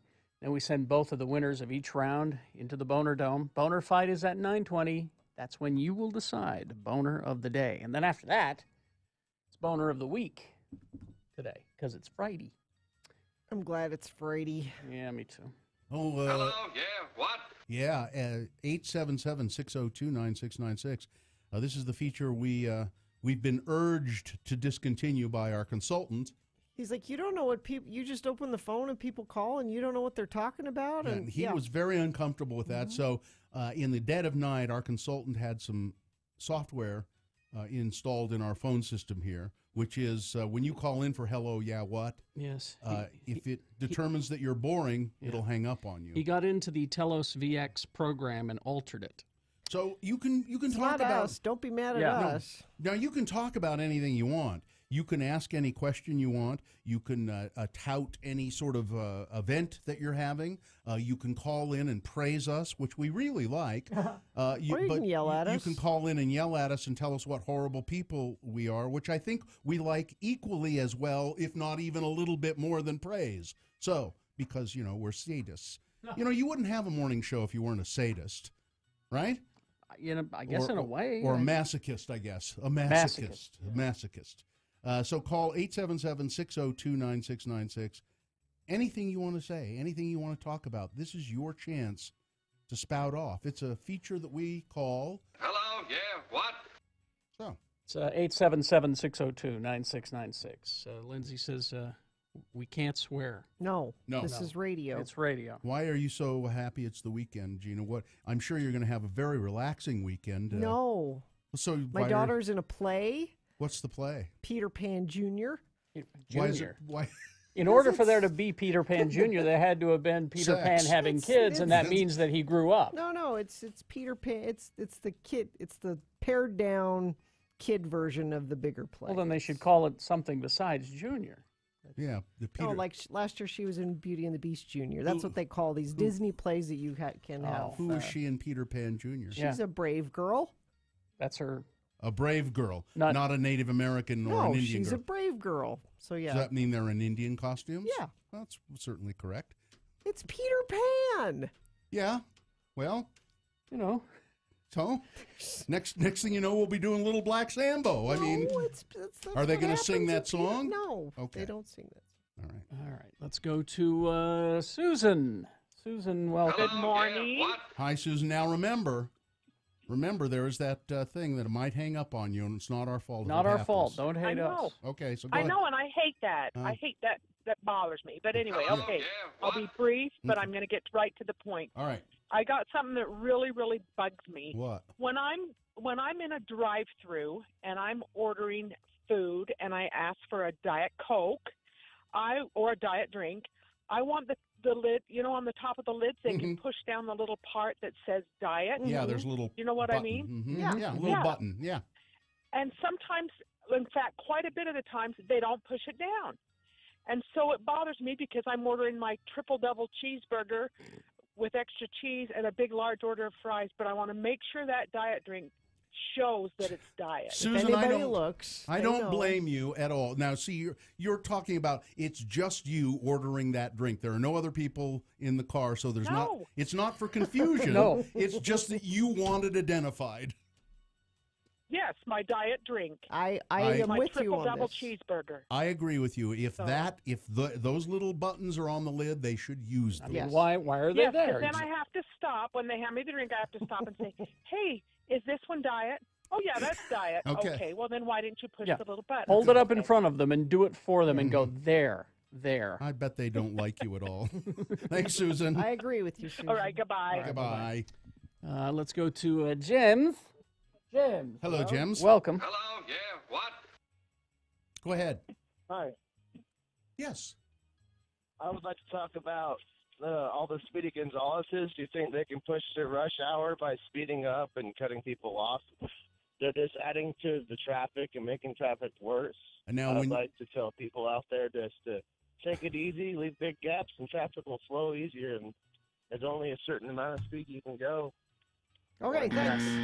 Oh, I'm sorry, James. I just hung Thanks, up on you. James. It wasn't us. I think it was the talk of traffic. James, it wasn't us. I'm sorry that happened. 877-602-9696. All right, let's go to Erica. Hello, Erica. Oh, excuse me. Hello, yeah, what? That's what I meant. Go ahead. Hello, Lord. Thanks Hi. for letting me listen. Mm-hmm. So yesterday morning, my mother-in-law, she was riding her Harley, and a truck pulled out in front of her, turning left, and he didn't see her. And she's been in the hospital. She woke up this morning. She's doing good. Okay, good. But it's going to be a long road to recovery. But I just wanted to remind everybody, hey, like, there are motorcycles out there, and those motorcyclists have families too. Please pay attention. Yeah, and motorcyclists always remember, ride like you're invisible. Yeah, ride with the assumption that you are invisible. Yeah.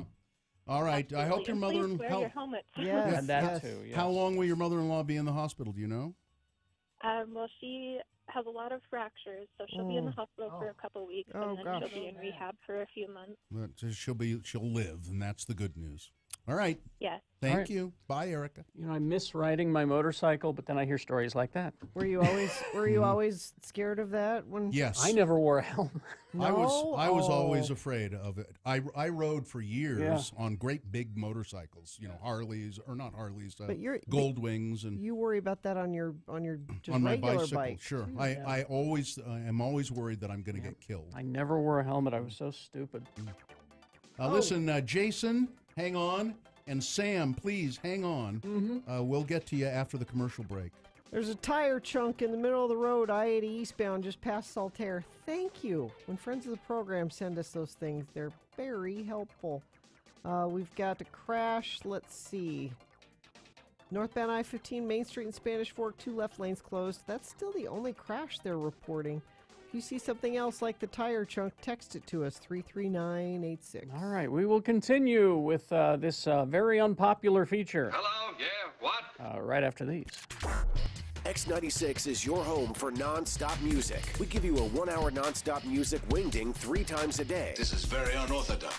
At 10 a.m., right after Radio from Hell. At 1 p.m. while you're listening in the workplace. And at 4:30 for your drive home. What's all this mean? Can't you say it in English? 1-hour non-stop music wingdings 3 times a day. At 10, 1, and 4:30. Only on X96. I can't wait for this. Diamonds Direct spectacular story.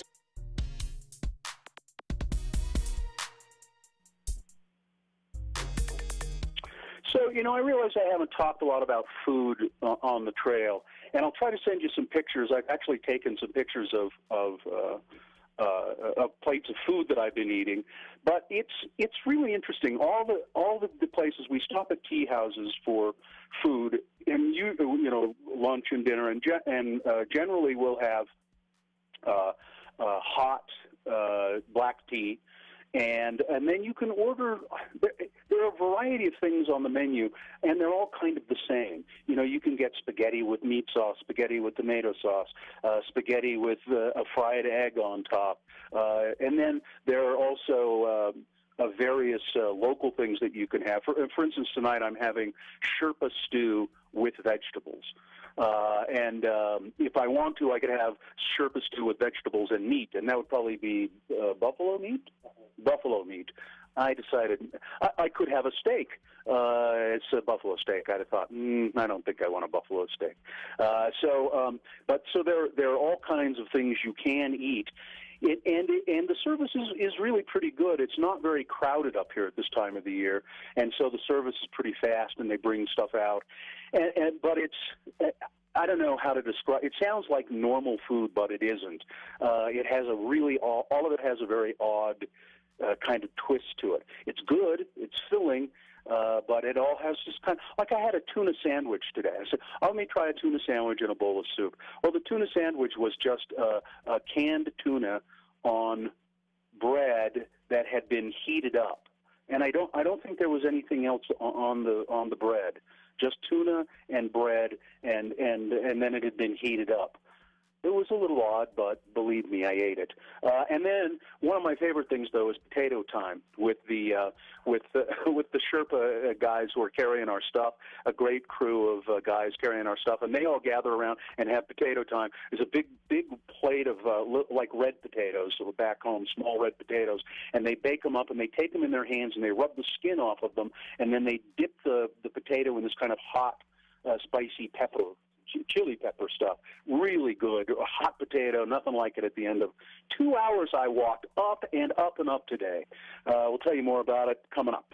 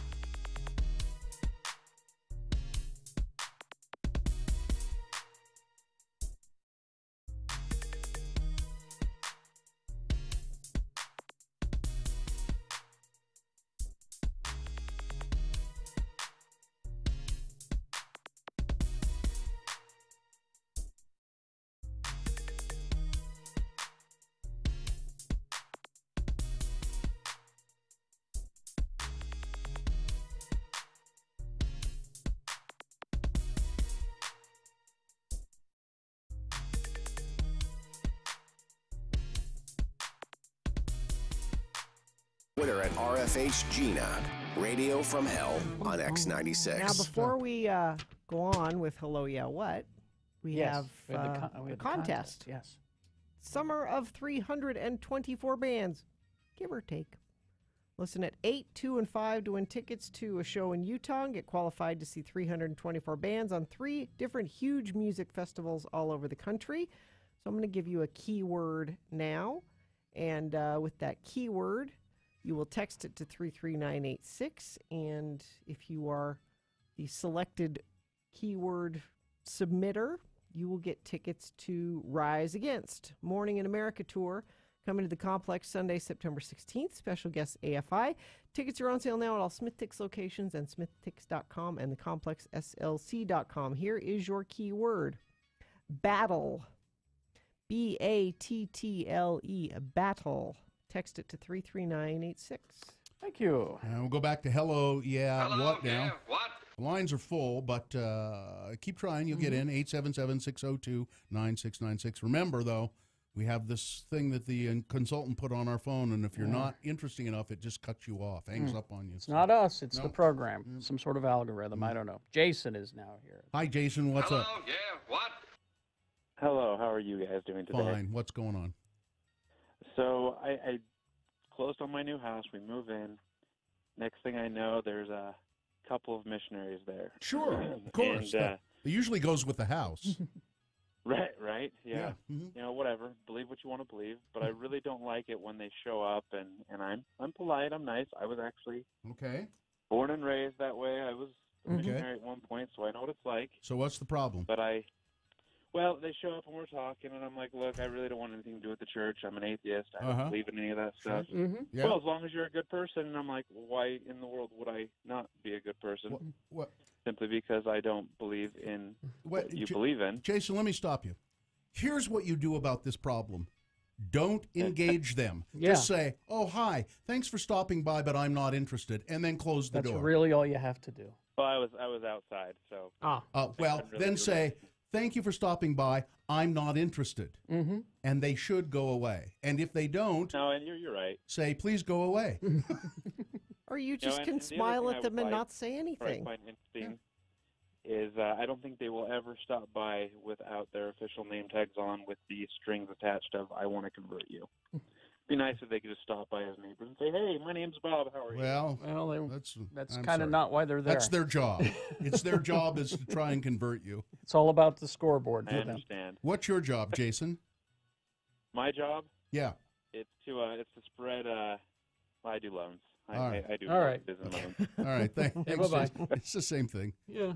He was going to try to say something. It's all scoreboard. Yes, Richie? I was just going to weigh in and say, if you do ask them, hey, if you don't mind putting in a note to not bother me, for the most part, at least in my experience, we would then not talk to those people. And on a ward level, too, if you say, you know what, I'm not mad, but do me a favor and mark it down that I am a home that is do not contact, people will do that. Back in the old days, all you had to do was take a piece of chalk and draw a pentagram on your door, Usually and they won't stop. That used to work. But now it doesn't work. No, Bill, they want to convert the pentagram. I don't. People. That used to be the signal, though. Used to be the signal. Oh. All right.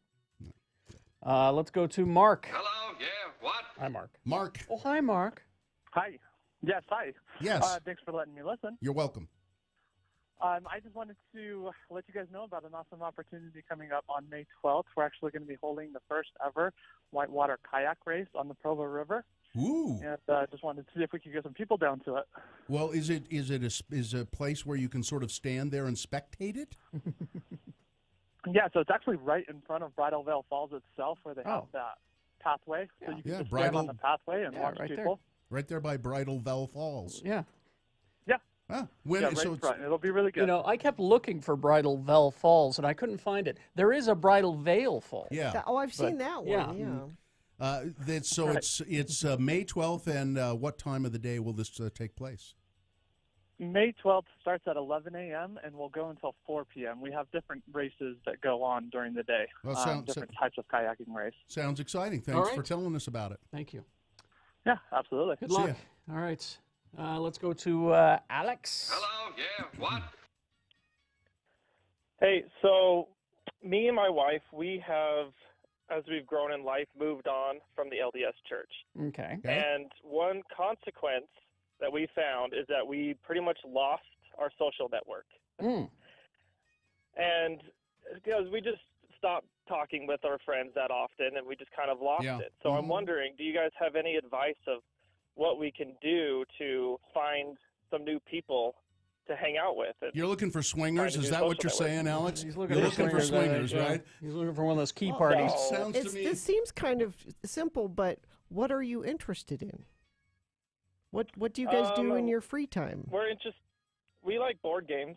Board Okay. games is what we really Pastor like. games. Pastor games. They have board games. They have and play nights and events there. You can meet people that are also interested in board games. check out Haster Games. You can go play board games there and meet people there. Yeah, that's a start. Okay. You can also do what I did last night, which was I did the old go to the neighbor's house and introduce myself because you didn't. Did no, you really? I absolutely did. Could I, Alex? Let me tell you, Gabriel don't and do Rosa, that. Alex, who don't did do not that. speak English, and I went, "Well, it's nice to meet you. That I live in this house," Alex, and then I don't, left. Alex, don't do that. They'll just find you annoying. So don't get a fruit basket. No, I wouldn't. No, but I mean, you might hang out with people who live close by to your house because it's going to be less effort. You might. But Alex, try the board games. And Lindsay points out that she's pretty positive that there must be a Facebook group specifically for what you're looking for. For board games, yeah. No, well, I mean, for just ex-Mormon. I see, yeah. As a matter of fact, I know there is. Yeah. There's a couple of groups. Sure. And you know the Church of Satan has a couple of some pretty good networking. Yeah. Well, we were looking into that, but all right. So anyway, try Facebook and try Haster Games and Hobbies. There's a Board Game of Utah Facebook group I just found, and a Board Game Date Night Facebook group with a little effort. Yep. There you go. There you go, Thanks. Alex. Bye-bye. Maybe your neighbors are into board games. Trevor. Hello, yeah, what? Trevor? Hi. Hi. Yes.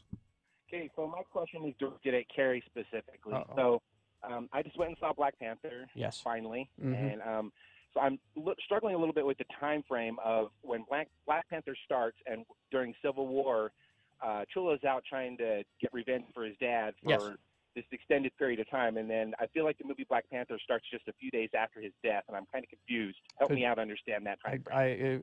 If it's a week, I don't know why you're confused. If it's a week or a month. Or a year. Or Yeah, it's not long. It's not long after the events in Civil War. It is some time has passed. Yes. That's all you need. Okay. That's really all you need to know. Some time has passed.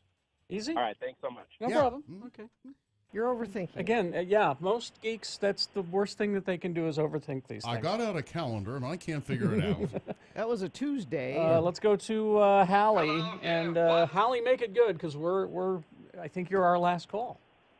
Oh, well, that's no pressure. So, I'm a young mom, but I just purchased a home, and I've had 3 solicitors come to my house in the past week and ask me if my parents are home. You should be thrilled with that. Yes. I just tell them no, they're not here, and then I shut the door. Even 'cause, better. I mean, they're not. Yeah. Don't answer the door. Yeah. That's another way to handle it. That's Don't answer seriously, you know, just because someone's knocking at your door doesn't mean you have to answer Usually it. your friends or family will call and say, hey, I'm coming over. And then you know it's them. But if nobody's called, don't answer. Just when the doorbell rings, just whoever else is in the house with you say, be really quiet. Shh, don't move. Shh. And they'll That's go what we away. used to do with the missionaries growing up. Well, see, I got this doorbell that has the camera in it, you know, and so I always just look at it to see who's there. Oh, the baby took the phone. I heard that. Yeah, I just look to see who's there, and if it's no one that I know or want to talk to, I just don't don't bother. gotta. You don't gotta. And I'm lucky no one ever comes to my door. Really, almost never. Really? Yeah, used to be missionaries came to my door, but I chased them away. Mm-hmm.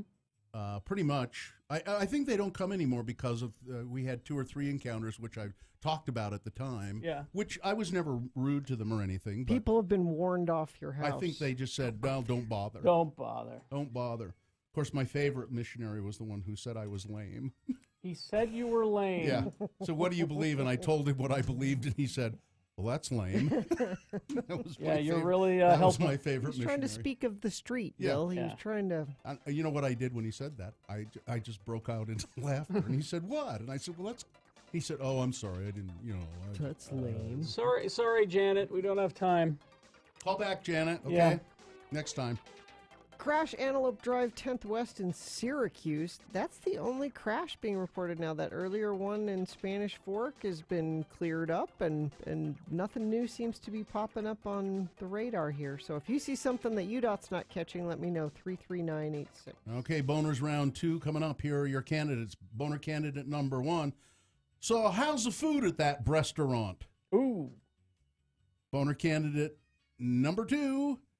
The cops started noticing a pattern. And Boehner candidate number 3, well, that's the only way to stop a voodoo curse. All right. You know I'm a fan of voodoo curses. I know. We got that coming up with round 2 of your Boehner voting and Big Boy News. Stand by. Oh, we could send you to a couple of bands in concert. Hell, we could even send...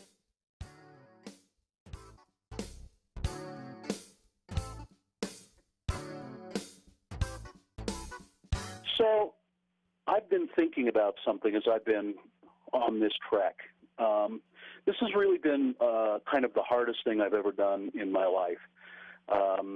Walking along, and I mean, this is a staggeringly beautiful country. The vistas are almost indescribable.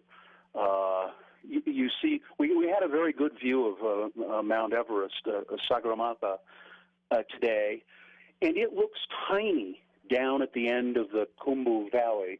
It looks very small because we're walking past mountains we're very close to mountains that are huge, like Amada Blam, which Dean has summited. How high is Amada Blam? A little over 23,000 feet. That's, of course, Dean Cardinal. So we pass mountains like that, and they make Everest look small. 5.5 hours today on the trail, very difficult, and I've had a lot of time to think. And the other day, something just popped into my head when we were trekking around, and I thought, when we get to the monastery, I'm going to cut all my hair off. It's not I talked to my wife, and she said, why are you going to do that? And I said, well, I don't know, it just popped into my mind, and I'm kind of tired of dealing with it on the trail. My hair is always soaking wet from sweat, and she said, is it a spiritual thing? And I said, well, maybe kind of it is. It is kind of. It's a humility thing, and I feel very humbled by this experience, by what I'm doing here. It's very difficult. I see people around me carrying 200 pounds on their back, and I can barely make it up the hill with 8 pounds on my back, and a Geljan Sherpa says, Bill, can I take some? Let me carry your water. Let me, I am humbled by this experience, and now don't get me wrong, I'm not going to come back and be all weird and religious or anything like that, but it is a humbling experience, and I'm going to go to the monastery here at Tengboshe tomorrow sometime, and I guess one of the monks will shave my head, and you'll hear about it on the radio. That's it for now from Tengboshe, and namaste, everyone. Namaste.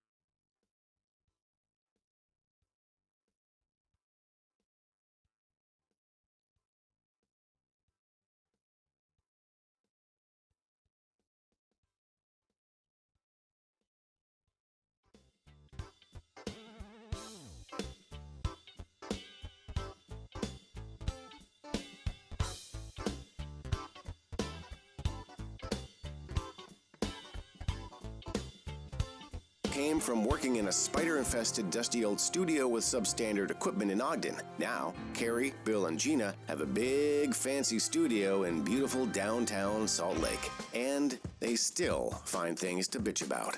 X96. All right. Let's see. We got round 2 of your boner voting happening right now. 3 news stories that are examples of bad, stupid, or funny human behavior. Boner is the old term meaning mistake, of course. So we'll give you 2 candidates now, then a 3rd candidate after the news, and once you've heard all 3 of these stories from the news, you'll decide which one of these is the worst, which one deserves to go forward to boner fights and get that 50-50 chance of becoming boner of the day. Boner fight happens at 9:20. If it wins here, it'll go up against the winner of round 1, which we did in the previous hour. So 2 candidates now, a 3rd after the news. Once you've heard all 3, you'll vote. One of you lucky random boner voters will receive hearty handshake from Bill Allred. Oh, no, and Bill, while you're shaking those hands, I'm yes, sorry, ma'am. I forgot. What, ma'am? What? In Bill's hand. Yes, ma'am. He'll palm it. You bet. What? And then he'll just sort of pass it off to you. Whatever you say, baby. Beck tickets. You bet. I will do that. Beck tickets. Well, you'll just have to win them being a random voter here on the phone. Oh, well. Yeah. So, boner candidate number, although we do give it to texters too, don't we? Sure, texters sometimes. are all, whoever votes, however they vote. Sure. That you are qualified. So boner candidate number 1. So how's the food at that restaurant?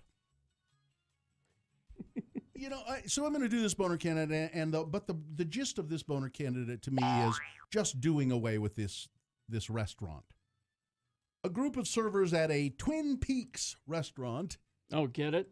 In Illinois, which they sometimes call the Twin Peaks Breastraurant. I'm looking at x96.com/live at their logo. And well, it's 2 mountains.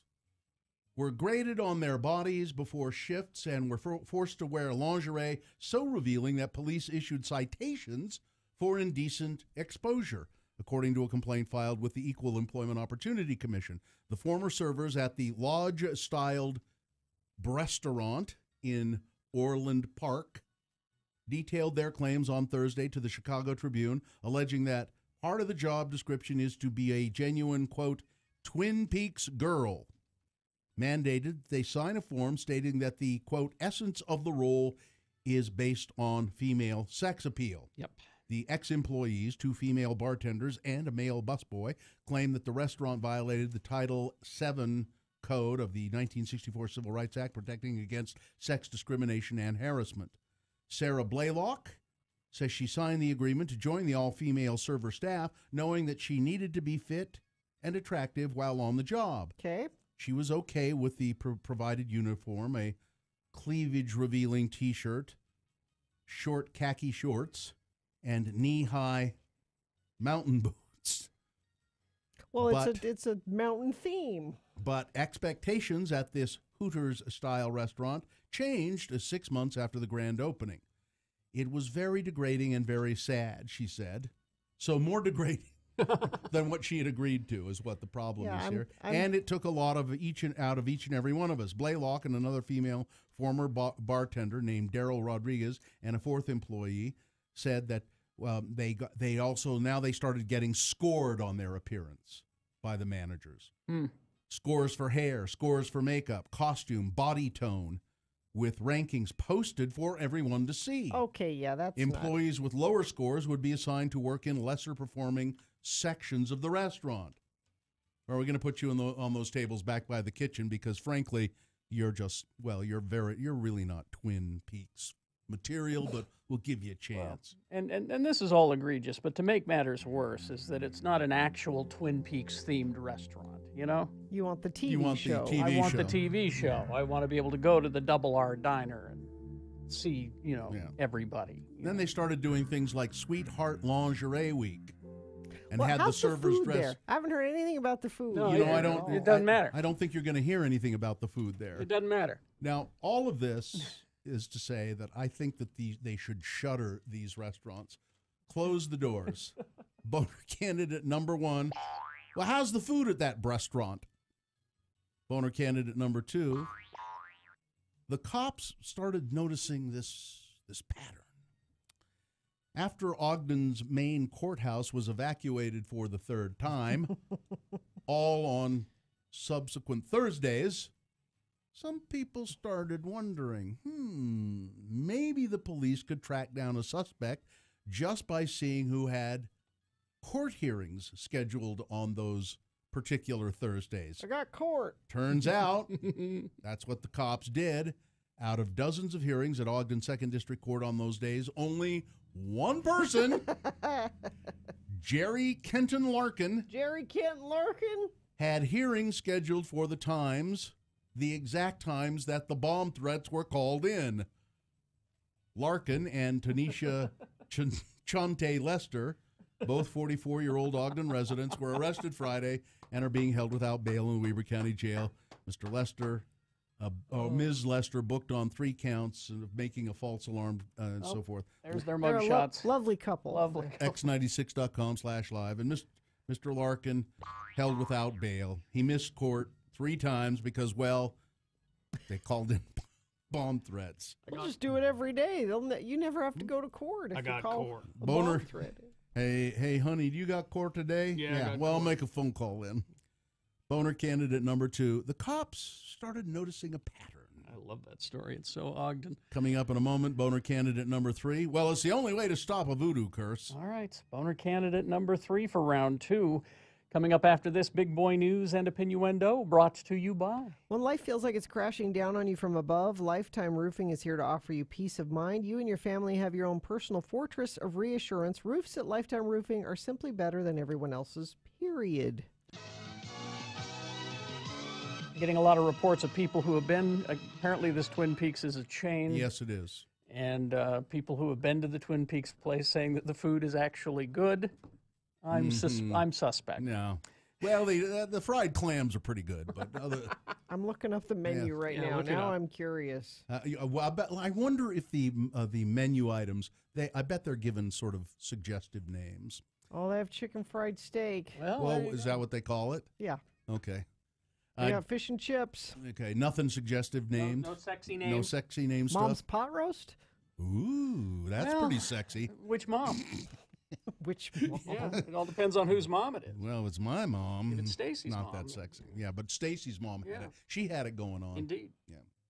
And that's what they meant by that song, is she had it going on. Yeah, pot roast. Pot roast. The pot roast is on right now. German prosecutors, Gina, have attributed one more murder to a former nurse now accused of killing 98 people. Angel of Death? Wow.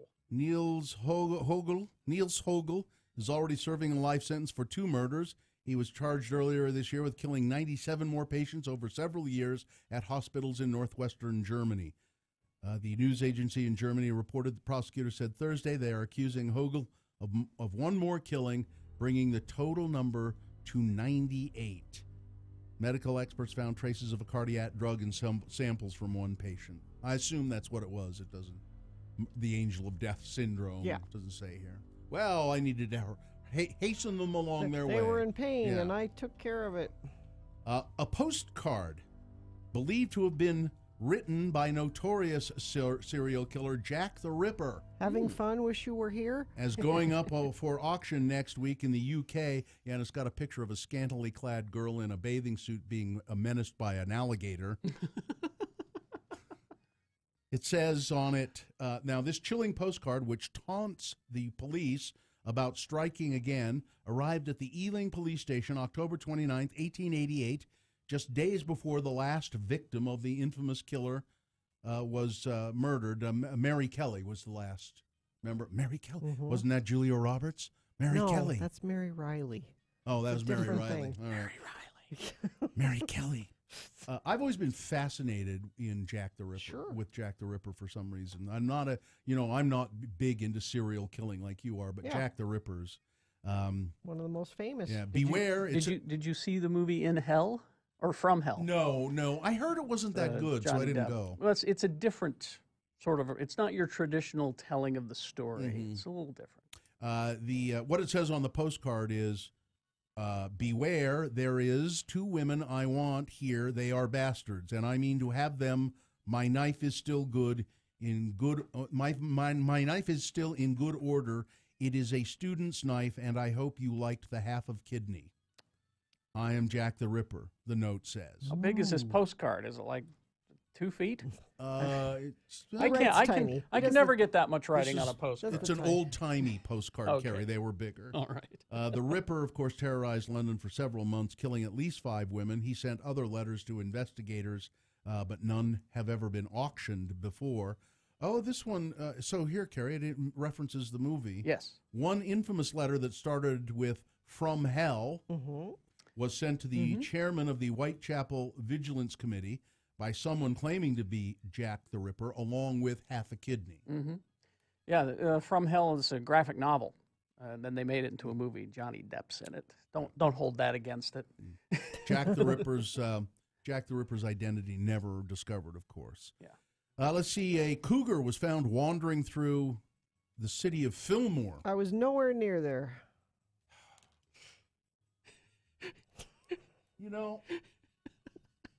I thought, I hope Carrie doesn't make that joke. I hope. It was in my head, but then I went, delete. Yeah, and it was in my head, too. How do you do that? I do that all the time. It was in Gene, my head, I've been doing too. that for 30 years. It was also in my head, and I thought, well, I'm certainly not going to say it. I hope Carrie doesn't say it. But let's leave it to Gina to demean herself. Somebody had to say it. I've learned over the years is that the first joke that comes to your head is never the best one. That means I have a lot of better jokes. Yes, delete the first one immediately because that's the easy one. Gina, it means that you're never funny. Then roll it around and find the second or third. Oh, that sounds They're usually hard. smarter. So. Deputies and wildlife officers worked together to capture this cougar. Is there a picture? There was a picture with the news story at x96.com. He's a big cat, and there's a picture of him in a cage doing exactly what that sound effect is. You can tell, just growling at his captors. They say the real reason that Kim Jong-un maybe has decided, well, let's not have any more nuclear tests and weapons, is that the underground testing facility that he has collapsed as a result of an earthquake. They say there's satellite images that bear that out. Just destroying the entire nuclear facility that they had. I think it was in a mountain. Maybe I better make nice with the South because I don't got no bombs anymore. Crap. This was an interesting story if you like horror movies. Yes.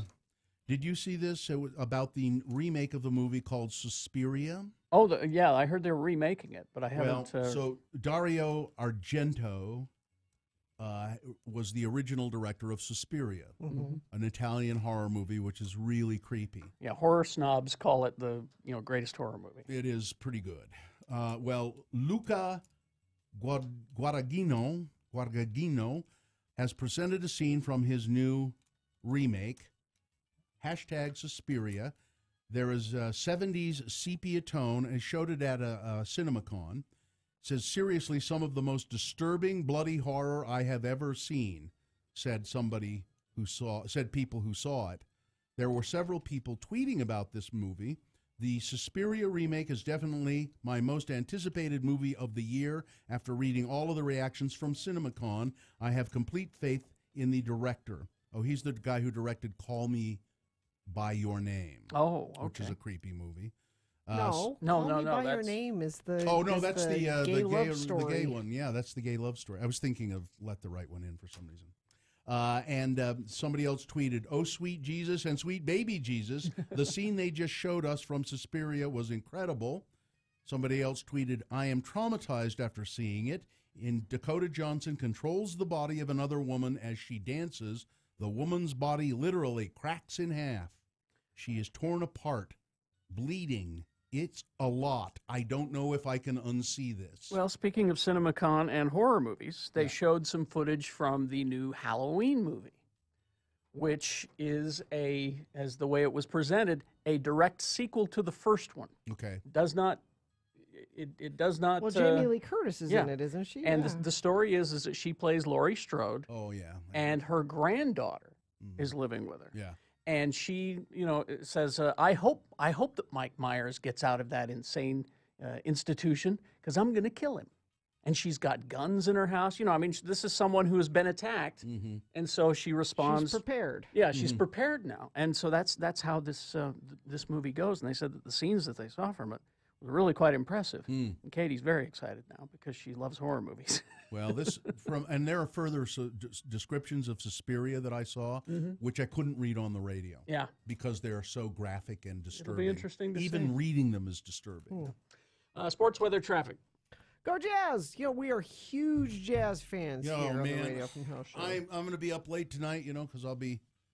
You'll be at the game. Is it on the TV? It's an eighth. Is it on the TV? I think you might be able to find it on TV. Really? Is it on the radio? Could I hear it on the radio? I bet. Is there enough interest for you think? Radio from Hell, jumping on the Jazz bandwagon since, well, Game 2 of the playoff series, X96. I'm trying to get them to play the game on X96 tonight. I don't think that will happen. No? 8:30 tonight. Okay. Now Real is playing tonight too. Oh yeah. So if you're a local sports fan, you gotta record one and watch the other one live, and that's the only way to do it because they're both at the same time tonight. Well, I'm going to be sitting courtside next to Mitt. And tomorrow the Royals will be home to the Portland Thorns. That is at 7 p.m. That's sports brought to you by Lifetime Roofing, here to offer you peace of mind in that home of yours. You and your family have your own personal fortress of reassurance. Roofs at Lifetime Roofing are simply better than everyone else's, period. Hottest day of the year so far, today, 83, sunny, maybe a little breezy. Let's check traffic, sure, while we're at it. It's been a pretty light morning so far and seems to be still doing pretty well. Crash northbound on-ramp I-15 at 90th South. There was an earlier 90th South incident this morning, but this is a new one. And that seems to be the only thing affecting traffic right now. The Melting Pot, perfect for a quick bite after work or before a night out downtown. Locally owned and operated at the corner of Market and Main Street. Reservations at meltingpot.com. I don't know how this happened. I have the title right, but the wrong story for Boehner candidate number 3. Now, Boehner, the story that I have here in the third place was in consideration this morning for me. I had it under consideration. So I'll still do the story, but the title doesn't make any sense. So let's come up with another title for it as I read Boehner candidate number 3. All right. We'll have to just disregard this title. Authorities in North Carolina. I didn't do this one because we've kind of had this sort of thing before a lot. But authorities in North Carolina have accused a woman of filing nearly 300 insurance claims for cancer when she didn't have cancer. Well, maybe she doesn't have cancer. Somebody should tell her. She's been... North Carolina Department of Insurance said in a statement Tuesday that 60-year-old Susan Lee Hubotter is charged with insurance fraud and obtaining property by false pretenses. The statement says Ms. Hubotter presented 287 cancer and hospitalization policy claims that were all fraudulent. That's according to the arrest warrants that were issued. Hubotter has been arrested and she is now out of jail on bond. So I think the Boehner candidate here is the insurance company for really not following through to check whether she really did have cancer or not. Isn't that sort of the they tend to deny things when you actually have cancer. How are they paying for things? How is it that you can file how many claims was it again? 30 claims or more? Anyway, that's Boehner candidate number 3. Don't vote for it. It's stupid. Let's review the first two. It's a mistake. And vote. I'll save the other one for next time. Boehner candidate number 1, how's the food at that restaurant? Degrading chain of restaurants called Twin Peaks. They're bad enough as they are, but then when they started, grading and rating the servers on their looks, that just goes a little too far. And Boehner candidate number 2, the cops started noticing a pattern. The bomb threat suspect was the only person scheduled for a hearing. All 3 times a bomb threat was called into the court. So that's in Ogden. That's Boehner candidate number 2, and probably the one you should vote for. All right. Well, it's not up to us. It's up to you, the listener, to decide who is the winner of round 2. Which of these 3 candidates deserves to go forward to Boehner fights and possibly become Boehner of the Day? wins here, it'll go up against the winner of round 1. We'll throw them in the Boehner Dome at 9:20. That's when Boehner fight happens. You will decide Boehner of the day at that time. Right now, you're just picking a contender, a winner for round 2. 1, 2, or 3. Remember your candidate number. Put that number in the message of a text. Then text that to 33986. You can call 877-602-9696. Use your voice. Or you can go to x96.com, look for the box that says Boehner Voting April 27, and vote there if you'd care to. But you've got 300 seconds to do it in, so let's go. This is round 2. One mute.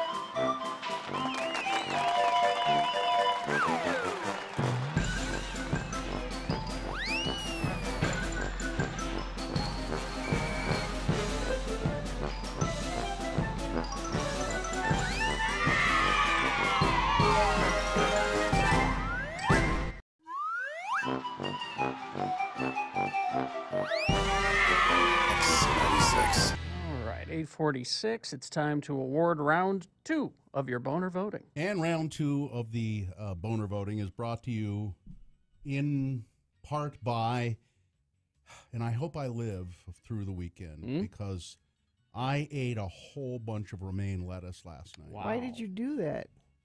Well, because you can't have a Cobb salad without romaine lettuce. Sure you can. No, you can't. Then you should have not had a Cobb salad. You couldn't. You can't substitute lettuce. Listen, no, not in a Cobb.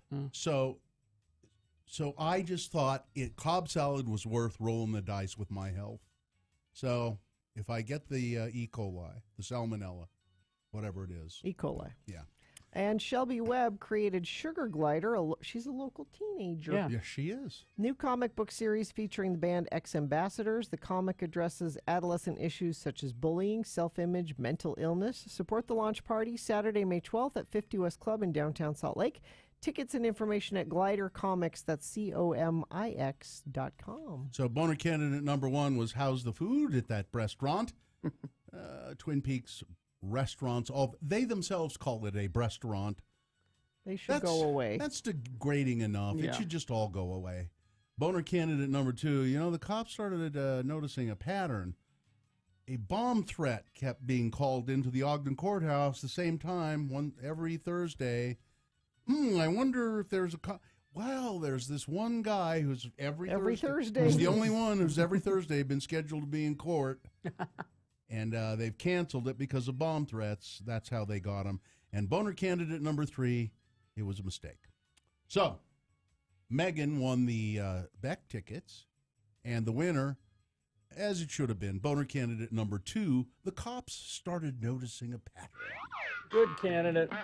And deservedly winning round 2. It now has a 50-50 chance of being Boehner of the day. Boehner fight will happen at 9:20. And then we'll have Boehner of the week after that. So I'm really, I get irked about this, and I'm not going to blame anybody or for doing it wrong or right. But so this new royal baby that what's his name and what's her name had, William and Kate. Those are the ones, and that was over there in England. Oh, jolly old. Mm-hmm. And so they named the baby Louis. Yes. Now, when I saw that, I went, oh, the baby's name is Louis. Mm-hmm. That's how I say it in my head. But yeah. I heard people early this morning on the radio, KSL, say Louis. They're dumb people. The baby's name. Well, but I'm not going to say that because, what's the capital of Missouri? Huh? Gina, what's the capital of Missouri? St. Louis. How do you spell that? Louis. Uh-huh. It should be. Some people say St. Louis. Meet me in St. Louis, Louis. Yeah. Meet me at the fair. What do the people in St. Louis say? I don't know. But what do the people in England say the baby's name is? Can we get confirmation of this? Gina sent me this, and I don't know what it is. I don't either, so don't hold me to it. All right, let's see. No, it's hard when I look things up and I can't listen to it. It would seem to me they will pronounce it here. The new prince is Louis Arthur Charles. Louis. Are they not going to talk? Same name is surprise to some. Louis Arthur Charles. Prince William dropped some hints on Wednesday. No, they're not going to. Have you thought of the name Alexander? Well, it's funny you should say that. Jerry would like it to be Jerry. No. What is this? This is something on the Guardian. It's well, is there someone from Great Britain listening right now who is here in Utah, or maybe you're listening online? Call us at 877-602-9696. How are they saying it there? I think it's probably Louis, isn't it? But we need to know for sure. We got a ruling. Yes? Okay. The capital of Missouri is Jefferson City. So, well, that's true. That is right. I forgot that. But the big city in Here, Carrie, Missouri. try this one. Here, try maybe it'll be better music than that one. Send me another one. Here's another one. With all of your. I'm betting it's Louis. I think we need a ruling on it. I'm betting it's Louis because I heard not a local newscaster, but a national newscaster. Oh, did you say Louis? Say Louis. Okay. Someone from a network in New York. Now, what does Mr. C.K., who is now a disgraced comedian, but Yes. how did he spell his name? The same way. L-O-U-I-S. Now, I have Louis. I have a story here that explains it. Okay. But if you want to play that. All right. See what it is. Let's see what this says here. Today, here we go, here we go, here we go. Here they come. She looks absolutely gorgeous, doesn't she? As always. Baby wrapped up warm. This is. Congratulations. Waving. Congratulations Yep. from all of us. They are. I'm sure they'll come down the steps a little closer, waving to the This is- crowd, some of who've been here. This is just a for revealing of the fortnight or baby. even more. Okay, so let me tell Taking you. it Let me easy in read those this. heels. Then. She's All right. Kate Middleton and Prince William announced the name of their third child. Mm-hmm. The royal baby Louis's name comes with a lot of sentimental and family meanings, but has left the public asking the question that you were asking, Bill. Yeah. How do you pronounce the name? Yeah, okay. The name can be read two ways, either Louis or Louis. However, Louis is originally a French name, which makes the correct pronunciation Louis. Louis. The announcement of the baby name comes after many people speculated the name Albert or Henry. The family will be pronouncing it Louis. Louis. So it's Prince Louis Arthur Charles. Yeah. Oh, here's Tana, who lives in St. Louis on line 1. Oh, okay. Yeah. Which is not the capital of Missouri. It's not. Jefferson City, I forgot. Yes. Tana, good morning. Good morning. Yeah, it's Jefferson City, as we call it. Right. Jeff City. Jeff City. Jeff City. Yeah. Okay. Jeff City. And how do you pronounce the name of the city in which you reside? It's pronounced St. Louis, although St. Louis has a big problem with mispronouncing stuff that either has a English spin on it or a French spin. So, like, they have a road called Brevois, and they pronounce it Bravois Road. Okay. One is it's really kind of backwards here. It's the same way we have here in Utah. There's a city in Box Elder County which is named after an Italian city called Mantua, Mantua, but we say Mantua. Right, and there's some of us who aren't from here because I'm from Utah, and I like to make everybody upset and say, "Oh, Gravois," and they're like, "Gravois," and I'm like, "Okay, Gravois." If you have to, all right. Thanks, Tana. All right, Tana. All right, bye. So the ruling on the prince the baby, is Louis. Louis, and the ruling on Missouri is Jeff City, and St. Louis. People who live in St. Louis say St. Louis. They say it wrong. Yeah. Well, and it was. I think the city was founded by, or it's named after French trappers. Then and it stuff should be who Louis. Yes, it should be. who were on the? It's the Mississippi that goes through there, I believe. Mhm. So it is Louis then. Yeah. The baby. Yeah. The baby is It Louis. says the royal name will be said in the French style. I'm glad we got that taken care of. Yeah, it will be said in French. But a French person wouldn't say Louis. He would probably say something along the lines of, and I'm not good at it, but Louis. Yeah. So that means he is Prince Louis right now. Yeah. But someday he could be King Louis, right? Yeah. Just like the other men. Ah. I'm tired of walking around. Oh, ooby-doo. I want to be like you. I want to walk like you. Talk like you. True. You see it's true. King Louis. He'll be King Louis someday, and I probably won't live to see that. I don't think so. He's fifth in line to the throne. Fifth in line. Yeah. So. Crash at the on-ramp from 90th South to northbound I-15. Cars are on the right shoulder, blocking the right lane there. Very slow through that area. But that's the only accident I'm seeing. So take that, traffic. Jefferson City, huh? Apparently there is a Queensryche song called Jeff City. No, it's Jet City. Jet City? Jet City Woman. That's Don't come at me with your Queensryche. That's the heavy metal milf. And it's about Seattle. Right there. So why would it be called Jeff City if it's about Seattle? It's Jet City. Jeff City? Jet what? City. Louis. What? Louis. Well, I like that song Benny and the Jeffs. That's That's right. And Joan Jeff and the Heartbreakers. Yeah. Or the Blackhearts, I mean. All right. Let's take a break and we'll be back. Stand by. KXRK Provo. Hi, this is Todd Newcomb. Every Sunday morning at 9, join me.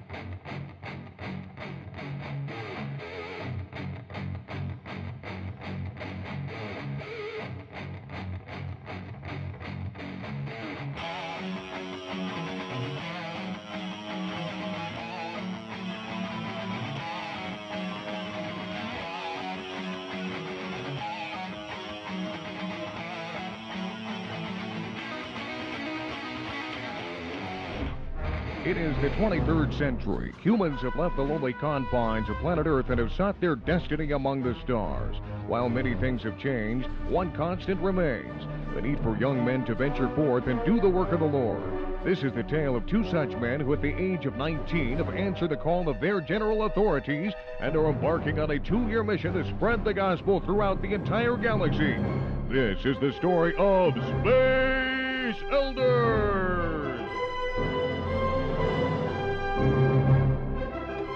Today, we join our missionaries as they land on a remote planet called Triskelion. Hey, Lehigh, ever wonder where Zone Leader Hansen finds planets no one has ever heard of to send us to? Well, I'm sure these folks just call the 1-800 Subspace Channel and request visits by missionaries. Well, we've been on Triskelion for over a minute now, and no one's made an attempt on our lives. I'd say so far so good. Well, these are the agreed-upon coordinates. We were supposed to wait here for them to contact us. What the flip? Hey, where are we now? You are in a cavern miles below the surface of Triskelion. Looky, Butch, disembodied brains. Who are you guys? We are the providers. 200 quatlus for the tall one. 300 quatlus for the tall one. Excuse me, providers. I'm Lehigh Christiansen, and this is Elder Jensen. 500 quatlus for Elder Jensen. As I was saying, we represent the Church of Jesus Christ of Latter-day Saints. You know, the Mormons. 600 quatlus for Elder Jensen. We was wondering if you had heard of our church and if you'd like to hear more. 700 quatlus for Elder Jensen, and I'll let you have the fat one for free. Hey, wait just a minute. Missionaries come in pairs. You can't split us up. We are a package deal. Okay. 800 quatlus for both of the Mormons. That's my final offer. Did we just get sold to that glowing brain under the glass doodad over there? That's what it sounded like. We'd better get to the bottom of this. Excuse me. It's me over here, Lehigh. You know, the fat one. But you're not helping. Sorry. If you brains are done talking amongst yourselves, we'd just like to talk to you about joining our faith. Silence! You are now a drill thrall. You will fight in the arena for our amusement until you are dead. I don't like the looks of this. Come on, don't be such a wussy. We have these big stick thingies to defend ourselves with, and our opponent is a scantily clad woman with big breasts. Come on, lady, take your best shot. Ow! Hey, I wasn't ready. Try that again, I dare you. Ow! Hey, that's gonna leave a mark.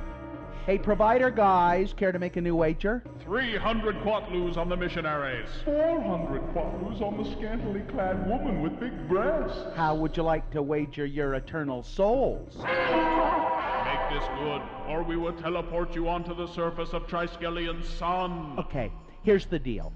If we win, we get to go free, and you donate 1,000 quatlus to the LDS Church Missionary Program. We lose, and we will remain drill thralls and fight for your amusement. I don't know. That's a lot of quatlus. Well, you chicken? You have a wager.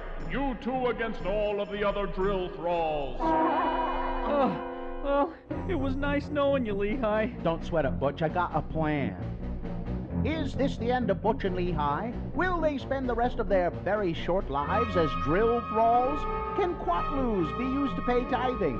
How exactly would you baptize a disembodied brain anyway? Tune in next time to hear Lehigh say, "Put down your stick, Butch, and follow my lead." But we couldn't take a prissy girl thrall, and you think we can take on all them without weapons? Trust me. Excuse me, drill thralls. I'm Elder Christiansen of the LDS Church. My companion, Elder Jensen, Hi. and I were wondering if you'd like to learn more about the Mormon Church.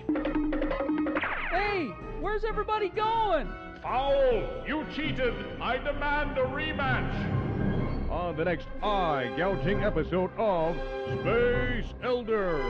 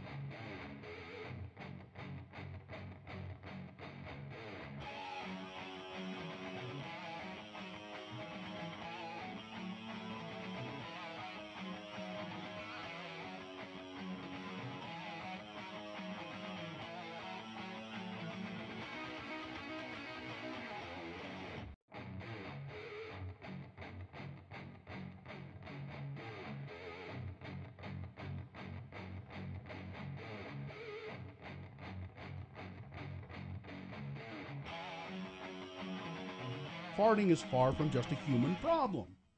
Animals fart too. Well, yes. If they have digestive systems, it'll happen. As the Washington Post reported, there's a new hashtag making the rounds through the science Twitterverse. Hashtag does it fart, which, as you may have guessed, is here to answer any and all questions about which animals are capable of passing gas. Well, I would say just Not about all. any. No, not all. Really? Yeah, Part there's a of spreadsheet. digestion. If you digest. Which animals cut the cheese? Okay. Well, Okay, I don't know which ones do. I want to know the ones that don't. tons do, of course. Bats, rats, all that. Mm-hmm. The bigger they are, the harder they fart. Of course. Bear farts are horrible. Rats, zebras, bearded dragons are among the creatures that fart. Birds, on the other hand, do not seem to pass gas. Birds. That actually kind of makes sense. But they could, let's see, marine invertebrates. So you should eat like a bird so you don't fart? Oysters, mussels, Well, crabs. how would they fart? I don't know. They don't have a bum. Well, they eliminate waste. She said in the most scientific way possible. They eliminate waste. They take in nutrients and eliminate waste. The hashtag has a purpose beyond making scientists giggle at their own handiwork. The paper explained whether or not a given animal farts is apparently a question that zoo employees often receive from kids who come to the zoo. Well, yeah. They ask the questions. Kids would ask that. If a little scatological humor keeps kids interested in biology, well, everybody wins. And if the hashtag does it fart has you jonesing for more internet things at the intersection of animals and potty humor, there's always... no, I don't think I can say that one. It's about animals with the weirdest genitalia. Okay. Now, here's someone who's saying that birds fart because they've heard their cockatiel fart. I don't think you have. What have you maybe heard? it's just making I a fart think you've sound. heard it making a fart sound. Yeah. Yeah. They're mimicking you. Probably maybe? imitating you Yeah. farting. Yeah.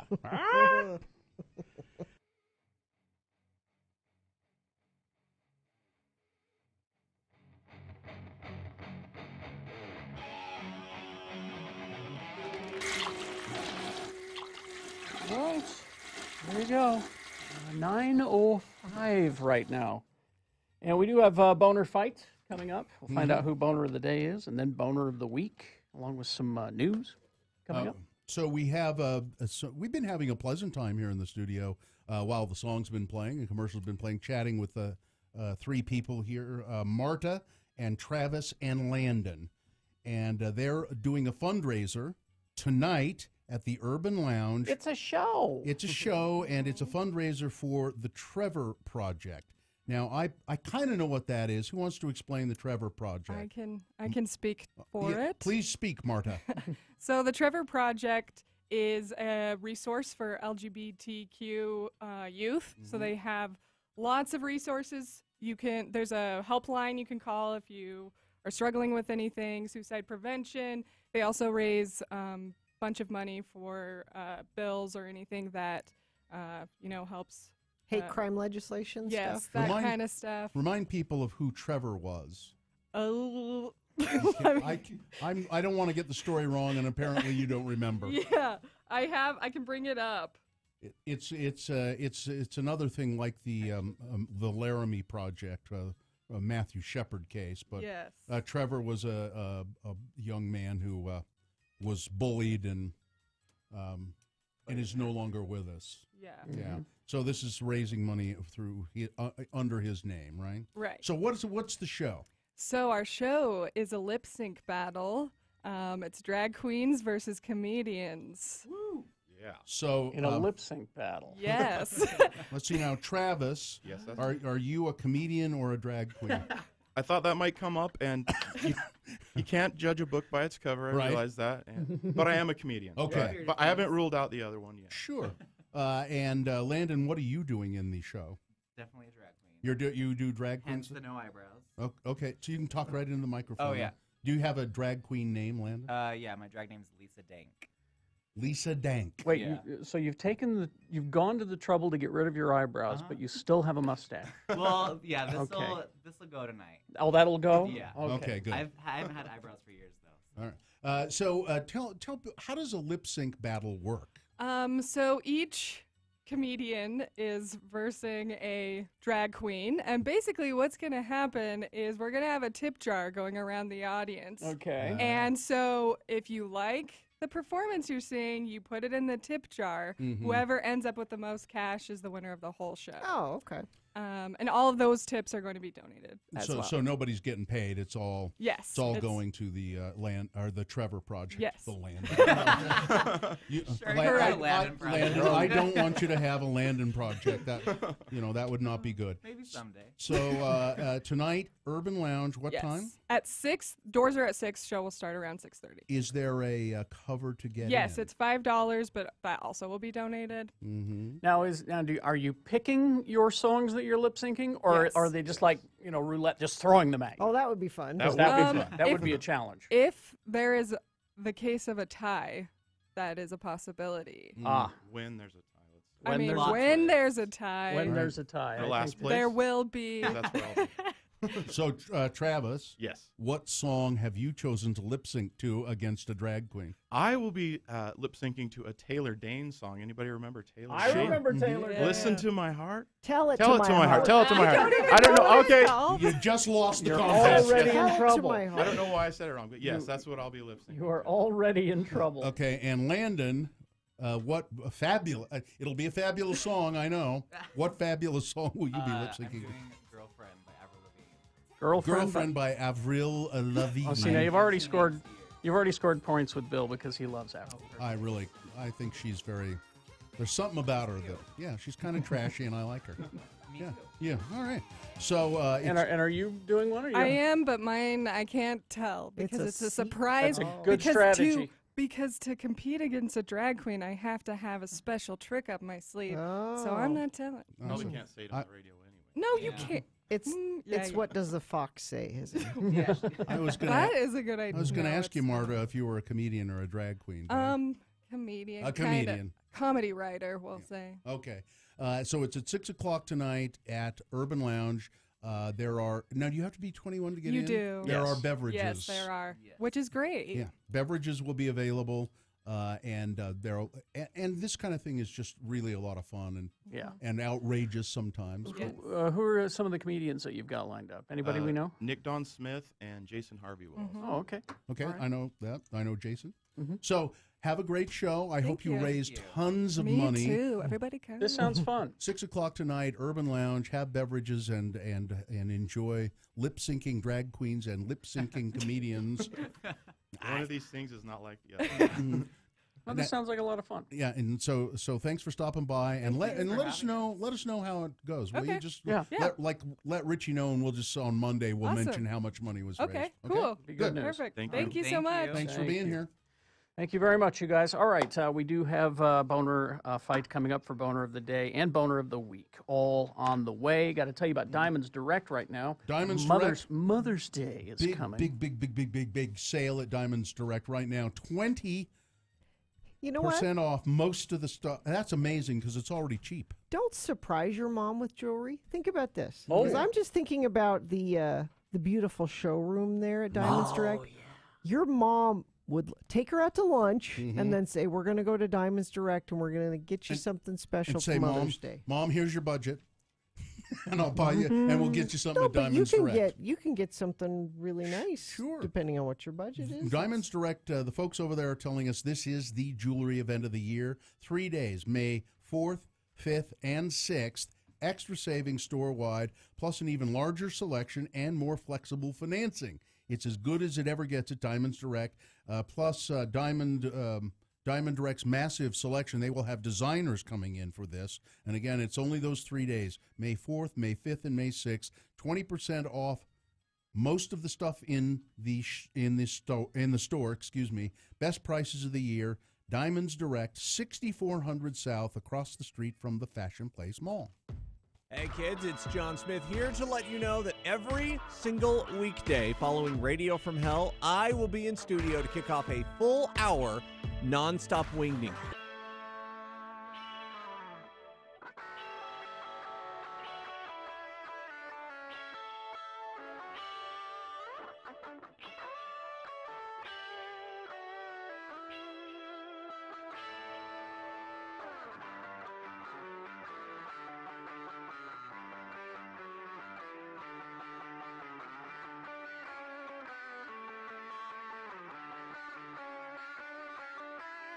I was so angry What? Saturday night. After I went to the Warped Tour, I went to a party, Mhm. and I think it was about 10 o'clock at night. I get home, and I'm out. I was out on the sidewalk. It's not important why.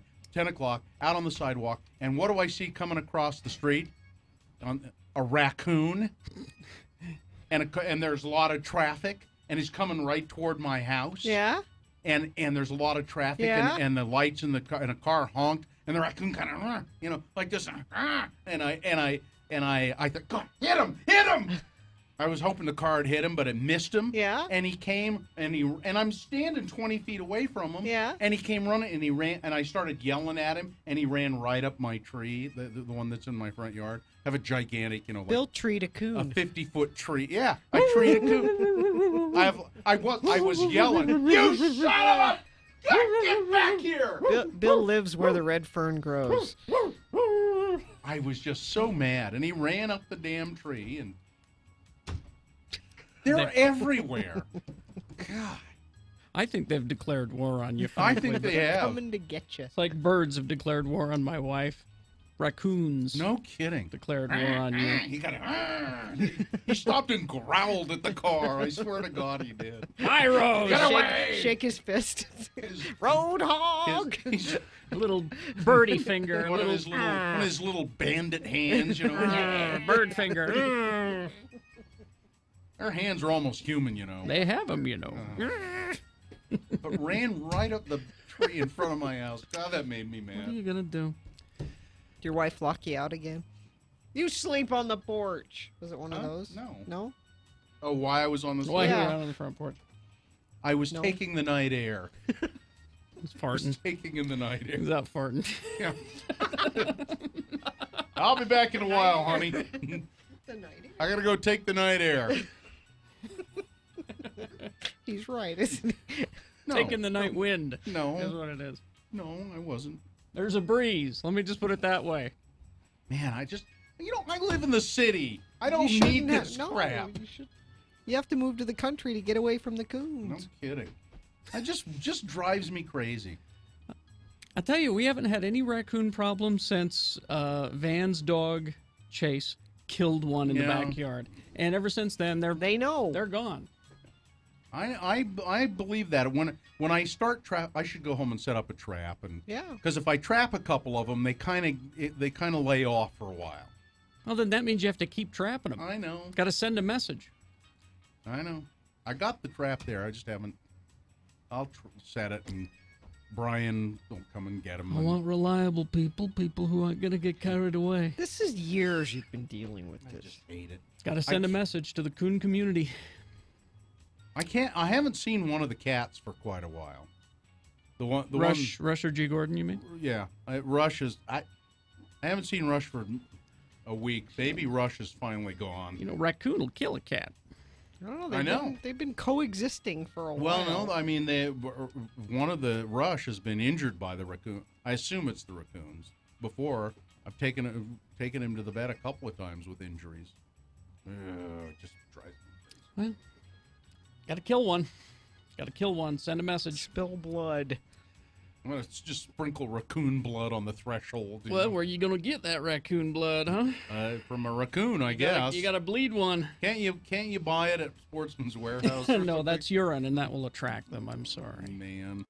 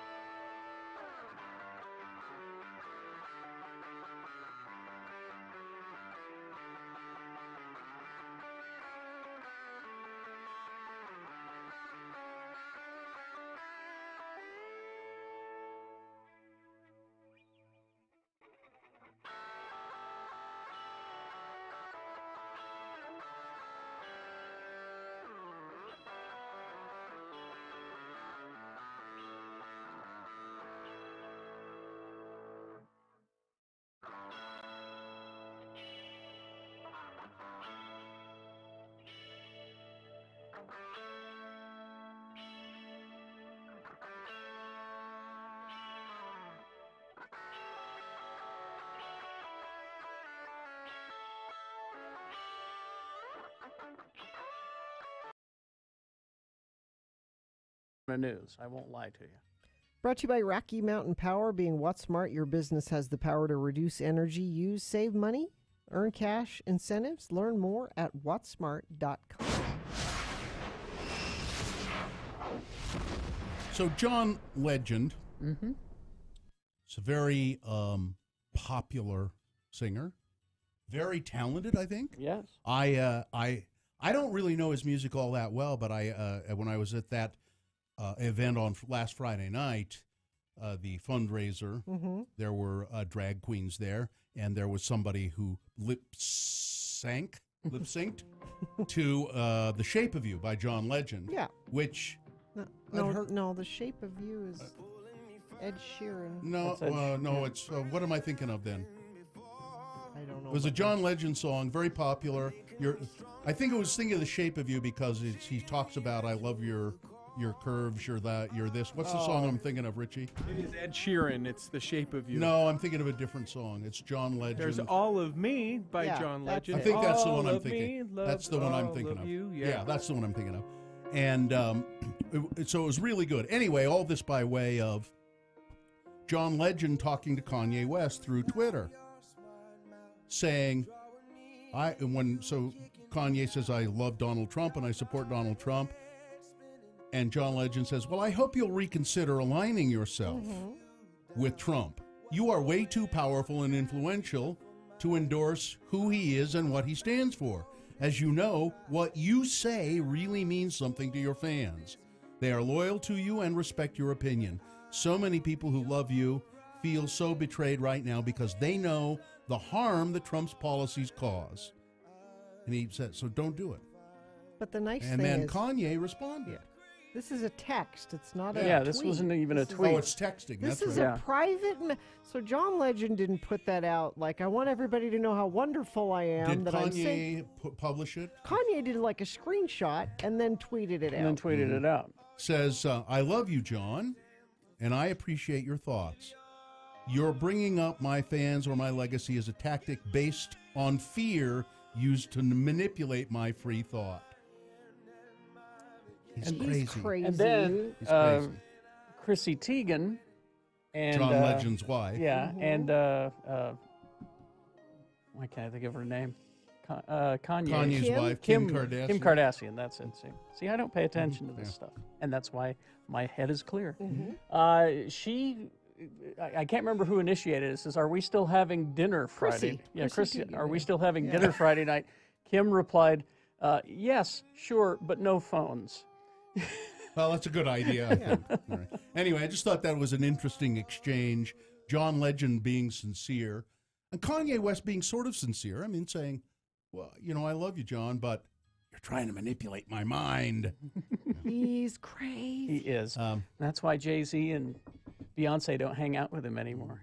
That's why I don't hang out with him anymore. I never was invited. The LDS Church has issued a statement in the wake of media reports emerging from a mission president's misconduct several years ago in Puerto Rico. Now, this missionary president was an attorney from Alabama who had served for less than a year as president of the Puerto Rico San Juan mission. He was removed from his post in early 2014 for unspecified conduct with missionaries, although the church's statement does say, mentions something about sister missionaries, and this guy was not behaving in a proper way, and he was removed. Doesn't he have a name like Letcher? Well, that's what I was going to bring up, Gina. The punchline to the story that I'm about to do: you don't ever put anybody in charge whose name is Philander. Philander, that's what it was. His name is Philander Knox Smart III. Stupid Philander. So what, you want to know what he was doing? Yeah. Well, I mean, it I says don't need too many details. No, I can just tell. I can sister tell you. missionaries were deceived and victimized. It says. And I won't give you, specifics as far as that goes. But he had a plane, and he would put some of the sisters on some of the smaller islands within the mission, and then he would fly them around from one island to another and buy them fine things. And it was when someone called home, which you're not supposed to do on the mission, called home to their family here in Utah or Colorado or somewhere and said, "Hey, so this is going on," and they went, "Nope," and called the mission department of the church. And they said, you ruined it for everybody. Way This to was go. fun. I really love this jewelry. It's great. We were having all the hamburgers we wanted. So don't Google shaved Chewbacca. I won't. No. It's pretty. It's kind of interesting. It's the Star Wars franchise, of course, has always presented Chewbacca as a friendly, oversized stuffed animal. Although he can be mean, he has a temper. But fully shaved, he becomes one of the most horrifying things ever. Well, why would you shave him? Thanks to an artist from New Delhi giving everyone's favorite co-pilot a makeover. So this guy, who is a makeup artist, has presented what Chewbacca looks like if he has no hair, and it's just him from the neck up, and it's front on. He doesn't look too bad, just looking right at you. But then in profile, he's got this big I don't wanna see mouth. It's pretty creepy looking. The guy tweeted, "Fully shaved Chewbacca. Deal with it." I don't want to. I don't know why he did that. It is disturbing. Yeah, it's just bizarre looking. And I don't know why Chewbacca would ever want to shave. You should never shave your dog, Gina. Okay, I won't my bring dog. And then Smallville actress Allison Mack, who was allegedly a slave master in this cult. YouTube has a bunch of videos that she did. Allison Mack Q&A, You Ask, I Answer. The 35-year-old actress can be seen sitting in an overgrown garden with an old wooden fence in the background. The video starts off with jazz music and then turns into a series of questions and answers posed by and answered by Ms. Mack. And apparently they are pretty unhinged as they go along. I can't imagine a sex cult would be unhinged. Well, to have a really successful sex cult, you have to be logical and very calm about the whole thing. But I don't know that from experience, of course, but that's just what I'm told. She's barely a celebrity. Barely. Well, she's a bigger celebrity now than she was when she was on Smallville. Yeah. More people have heard of her now. Because of this. And who was the other one that was caught up in it right at first? Again, barely a celebrity. It's Catherine Oxenberg, who's somebody that nobody knows who that is. Her daughter. It was her daughter. Catherine Oxenberg's daughter. But there was somebody else, right, when Mac was... and the other one kind of... Well, didn't she try to recruit? She tried to recruit a bunch of people like Emma Watson and people like that. But there was somebody a little more well-known, I thought. Anyway, that's it. Let's get to Boehner Fight. It's Boehner Fight, the final round.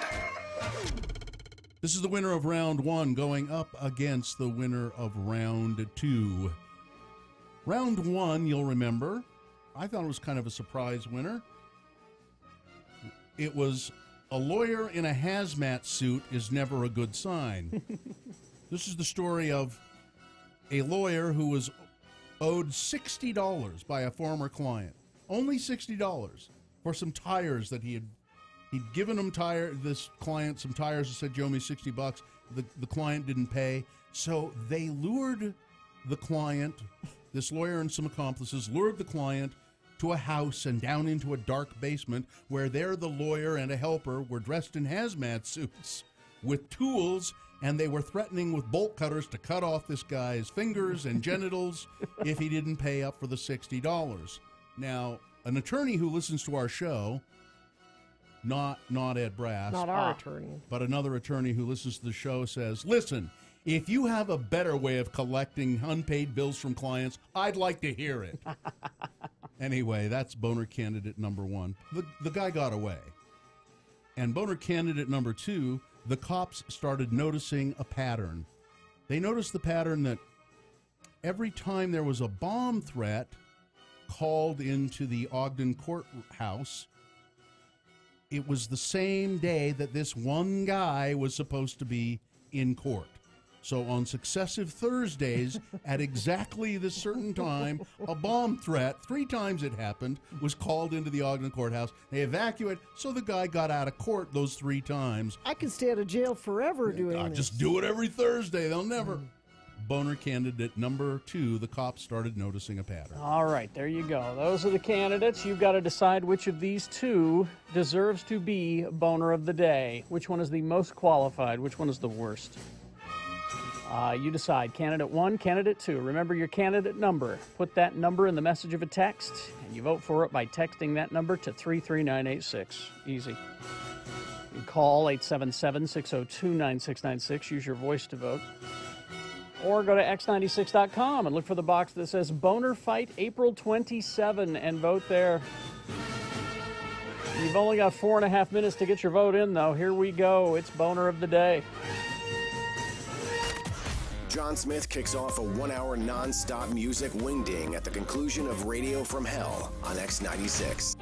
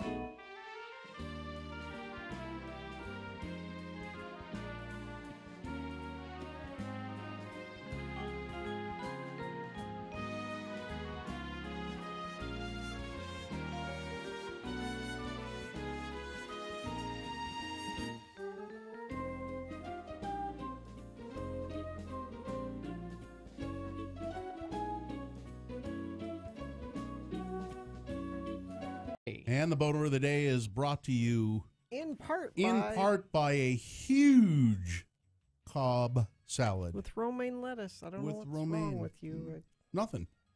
Yet? Nah, I'm fine. Fridays are always a roaring good time at Prohibition. Live bands, burlesque dancers. Come see what everyone's been whispering about. Prohibition located at Fashion Place Mall in Murray next to Nordstrom. Lineup and reservations at prohibitionutah.com. Boner candidate number 1 was a lawyer in a hazmat suit is never a good sign. An elaborate, brutal scheme hatched by an attorney in a hazmat suit to recover a mere $60 from a client. Going up against boner candidate number 2, the cops started noticing a pattern. The pattern was every time Mr. Larkin was scheduled to be in court of Monogden, got court. Somebody called in a bomb threat. I got court today. Just call in a bomb threat. 3 times in a row it happened. The cops finally figured it out, and they nabbed Mr. Larkin and his girlfriend. The winner was boner candidate number 2. The cops started noticing a pattern. That's a good candidate. Good choice for boner of the day for April 27. It is now a contender for boner of the week. That will be decided by Dave the Flower Guy coming up in a moment. Yeah. Let's see. Did we get everything taken care of? Well, why do you have your dog here today? Is your wife out of town? He's mad at me right now because I put his harness on him. Uh-oh, what does harness mean? He just doesn't like the harness. And I have to have the harness because I'm going to take him to go potty here in a minute.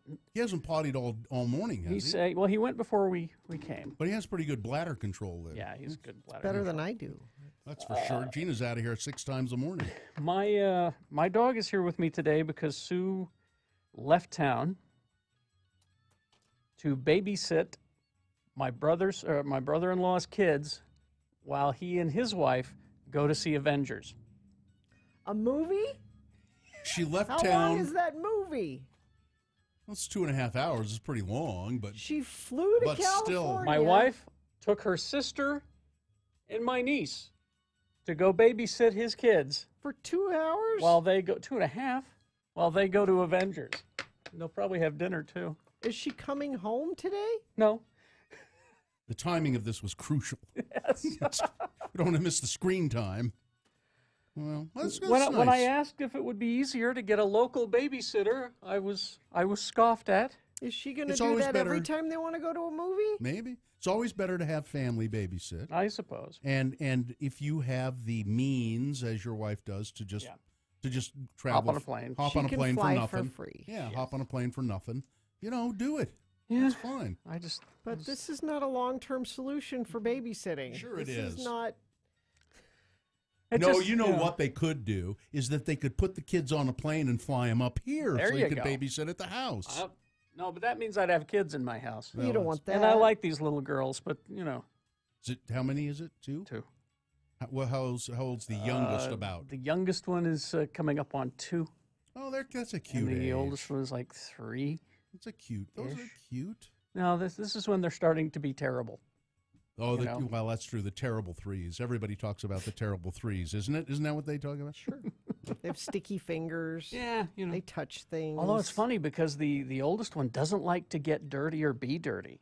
They took her to the beach. Oh, she wanted nothing to do with her first visit to the beach. And she flipped out because it was like, oh, there's sand on me all over. It's little Gina Barberi. Yeah. Get it off of me. I still do that. There are kids like that. Ew, yuck! I don't want it. My youngest daughter, she does things that are not kid-like. She does things like this. Let's go to such and such a place and have a nice time. I can't. Why? I have to do my homework. Oh, couldn't you just put off? No, I can't put off my homework. No. Let me pick you up early from school and we'll go. No. Why not? No, I can't. I can't miss school. I cannot.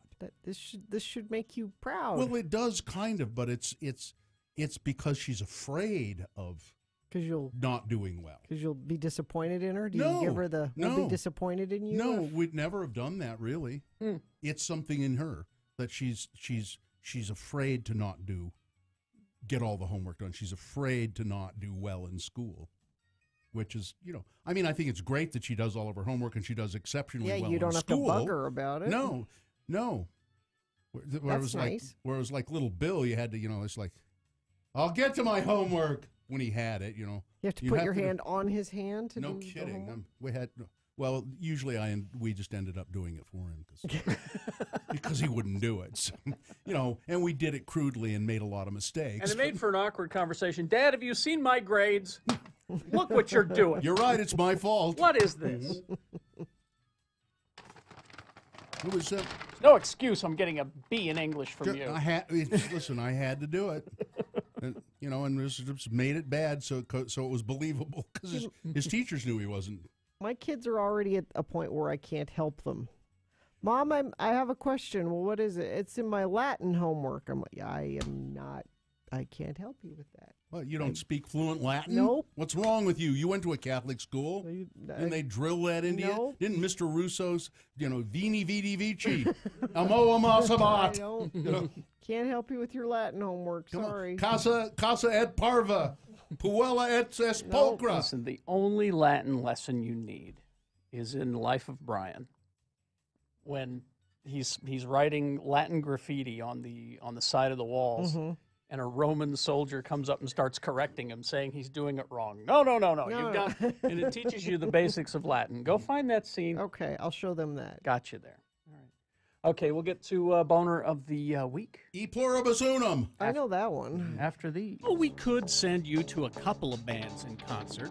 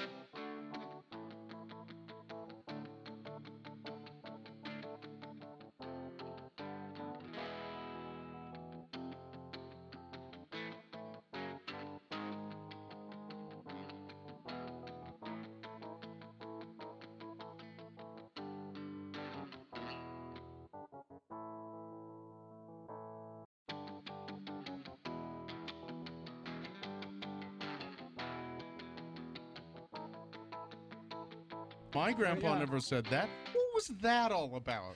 Fine, I won't say anything. No, we're not saying don't say anything. We're trying to. For how many years have you been here? We're trying to still teach you. Please say things. But, wait for a break in the sentence. When someone is in mid-sentence, you don't start talking. I might forget what I was going to say. There is that. There is that. There's an unplanned course change being fed into the instrument, sir. The minute it comes to me. No, Leanne, we're not going to stop being mean to Gina. Go away. I'm not answering that call. Well, no, let me talk to Leanne. Hi, Leanne. How are you? Hi, how are you? Now, Leanne, have you been listening this morning? I have. Yeah, I don't think of being particularly mean to Gina. Well, okay, you guys are always picking on her at some point. You have to be nice to her. Why? I might cry. Yeah, see? I think. Don't make Gina cry. Okay. You know, Okay. Leanne, We you won't. and Gina are single-handedly putting women's rights into the Middle Ages. All right? You fight like hell for equal rights to work just like the men, and then you get here and expect special treatment. No, it's not special treatment. It's called don't be mean. Yeah, that's what I'm saying. That's It's special just treatment. Don't be mean. Don't be That's all mean there or is you to might it. make her cry. You have to understand Carrie's mean to everyone. Yes. Thanks, Leanne. Thank you, You're Leanne. welcome. I See you love la- you guys. See you later. Oh, my God. Michelle. Hi, Michelle. Hi. How are you this morning? I'm just fine. You're a great Americanist. What can we do for you? I just wanted to tell you to be nice to Gina. That's all I okay, wanted. thanks. I was feeling sad for her. See, you were going to cry for me, No. huh? I was. No. I think I had a couple of tears welling Michelle, up, and do I you thought, think you know that what? This is wrong. Michelle, do you think women need special No, wait a treatment in minute. the workplace?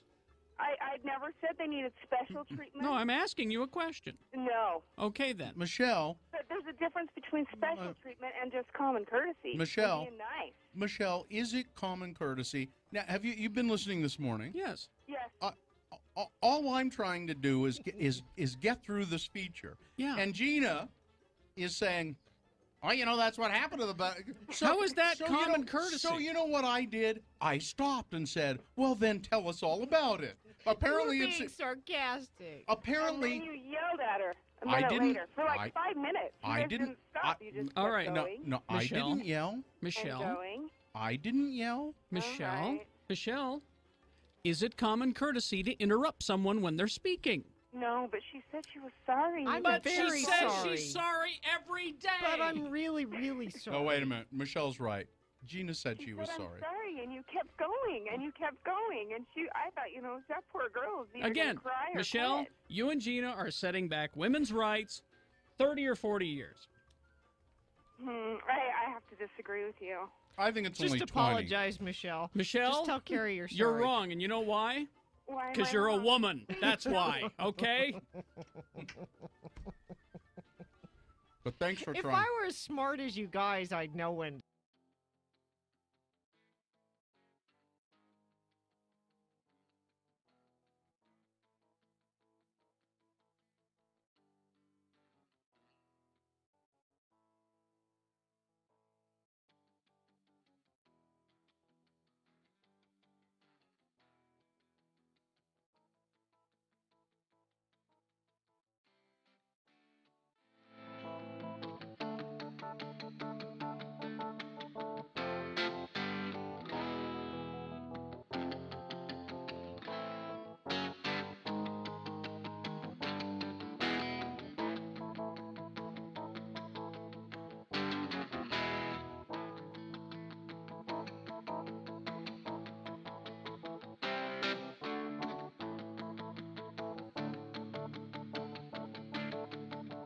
It's 96.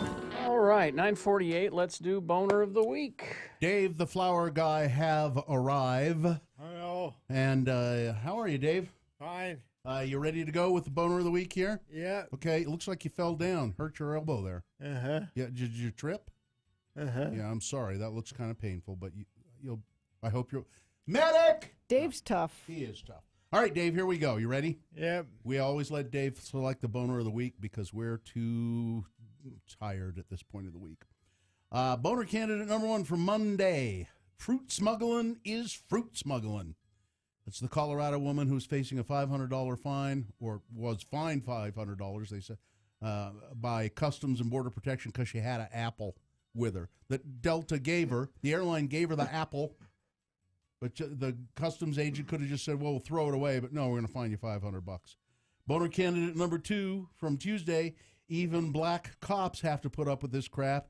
This was the black police officer who was at a crime scene at night with a flashlight looking for some bullets or evidence or something between a couple of houses, and somebody called the 911 and said, there's a man, a black man, dressed as a policeman, and he's using a flashlight to look in people's windows. Boner candidate number three from Wednesday, use your middle finger to get the attention of the police.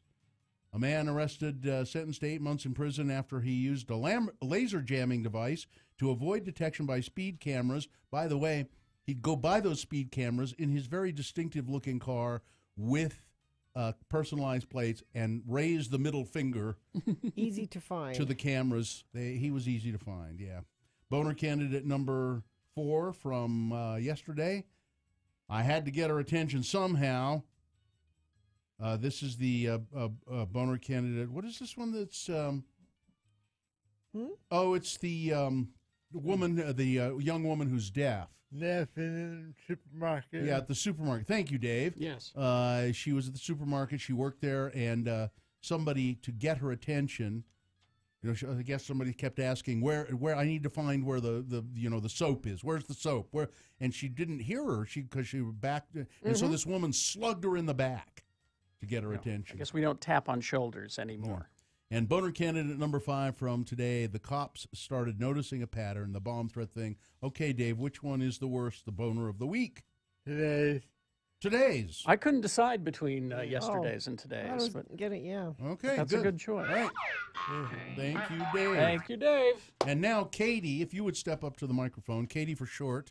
Of course, of course. Our longtime intern. Hi, how are you? Hi, I'm doing good. How are you guys? Today's your last day being an intern here for us. Yes, we'll see her around, though. Oh, yeah. Have you learned anything? That's question number 1. Definitely. So this is the career of my choice. I would like to be an on-air personality at some day. Okay. But until that time, I've always wanted to learn kind of all of the aspects of radio and everything that goes into it. All right. So good. Yeah. Question number 2. How are you going to feel when you run into one or all of us and we don't remember your name? I'll probably laugh and just be like, I'm here at the station anyway. So Okay. I really don't believe you won't remember me. That's a good attitude. Which one of the 5 people you've worked around, or 6 people, that is me, Carrie, Gina, Richie, Dylan, or Nick, which one of us do you like the very best? Probably Dylan. Dylan? She didn't even hesitate. Okay, Dylan. Dylan and I just sit in the producer's booth and just goof around the whole time. Okay. So No, you work hard. Well, no, we work very hard. that We work explains a incredibly lot. hard. Yeah. But Here's the me and final- him talking, so Okay. it's kind of He and I. he and I. You're It would right. be He and I talk. And then finally, Katie, the final question we have for you here is, do you see the door right there? I do. Don't let it hit you in the ass. Too bad. All right. Don't let it hit you where the good Lord split you. Oh gosh. See ya. We'll see you guys It's later. nice having you You around. did a good job, Kate. Thank You did a you. good I'll job. be You did a around. very You'll good see job. me. Oh, we'll see you around. Yeah. We'll talk horror movies someday. Always. Always, always. Let's see. Have we got anything else that we got to do? No. Don't you have a remote you're doing Yep, this weekend? tomorrow. Yes. Please come and say hello. I will be at Larry Miller Honda in Murray. That's about 50th State Street, 50th South State Street in Will you be Murray. passing out hearty handshakes there? Listen, I will shake anything. You stick it out, I'll shake it, okay? Hands, knees, legs, whatever. Knees? Yeah. Or items. Stick out an item, I'll shake it. I got a hand that's made for a shaking. maraca? If somebody brings you a maraca. Isn't that a song? I got a hand that's made for shaking. It should be. These if it's hands not. are made for shaking. I don't- That's just what they No, I do. think it's boots and things. So that's 11 to 1 tomorrow. Larry H. Miller Honda in Murray. I'll have all kinds of stuff to give away. I'll have candy. I know I'll have candy. Keep it out of the sun; it'll melt. That's what I did at my last remote. We kept moving the candy out. Was of the that your sun. job? I was the candy mover. I can't. Listen. I don't have anything else to do but keep this candy out of the sun. Melted a Kit Kat? You don't wanna- It was 2 hours of keeping the candy out of the Mhm. sun. Well, good for you, Gina. They had exactly the right person for that. I was on it. I know you Nobody were. complained about melted candy. How much of it did you eat? None. No Kit That was my Kat? fasting day. Oh, how's that going for you? That was my fasting day. That was the one day you tried it. I Okay, see. yeah. Okay. Didn't work out? No. I felt like crap. Well, the I first, did it wrong, The first, apparently. yeah, well, the first couple of times Yeah. you'll get a headache, and then after that your body adapts, and you just need to drink more and more water. Your wife has offered to be my fasting buddy. Well, yeah, she should. Mm. And she also ought to take you to the department store to buy clothes. And that. Anything else? Is there are there department stores anymore? I don't Well, know. That sounded kind of a department store. Nordstrom has several departments. Yeah, I guess It's a department store. Nordstrom is a department store. That's an example. Yeah, I like the old the several story ones with the person in an elevator. You know, which floor, please? Yeah, that's a department ladies' store. lingerie. I'll be spending the weekend answering, I'm sure, tons of email and tweets and counseling people after they see Avengers Infinity War. I'm going to see it on Sunday, so I'm sure I will be one of those people. I'll answer your question. Who is that one guy? What? I didn't get that. What the who? I'm sure I will have that. All right. I know specifically the one you're going to ask me about okay. right now. Okay. Now that you've said that. All right, let's do the promo, and we'll go. 80 degrees this weekend. Is this the promo? Yes. Well, then we need to tell people to listen to Monday's Radio from Hell show on X96. Nice job. Is the promo done now? Radio from Hell, X96. You know, that was what I would call an absurdist promo, as though it was written. It could have been written by Samuel Beckett. So you're giving an awful lot of credit. I think it was just lazy. Yeah. Yeah, I think you're right. Mm-hmm. Let's see. Is that we got everything? I think so. We got all that? I'm good. Okay. Well, live long and prosper, bitches. Don't you know who I am? So it's Louie. Yeah, Louie. It's Louie. John Smith is next. A 1-hour nonstop music wingding starts now. Utah's original alternative, X96.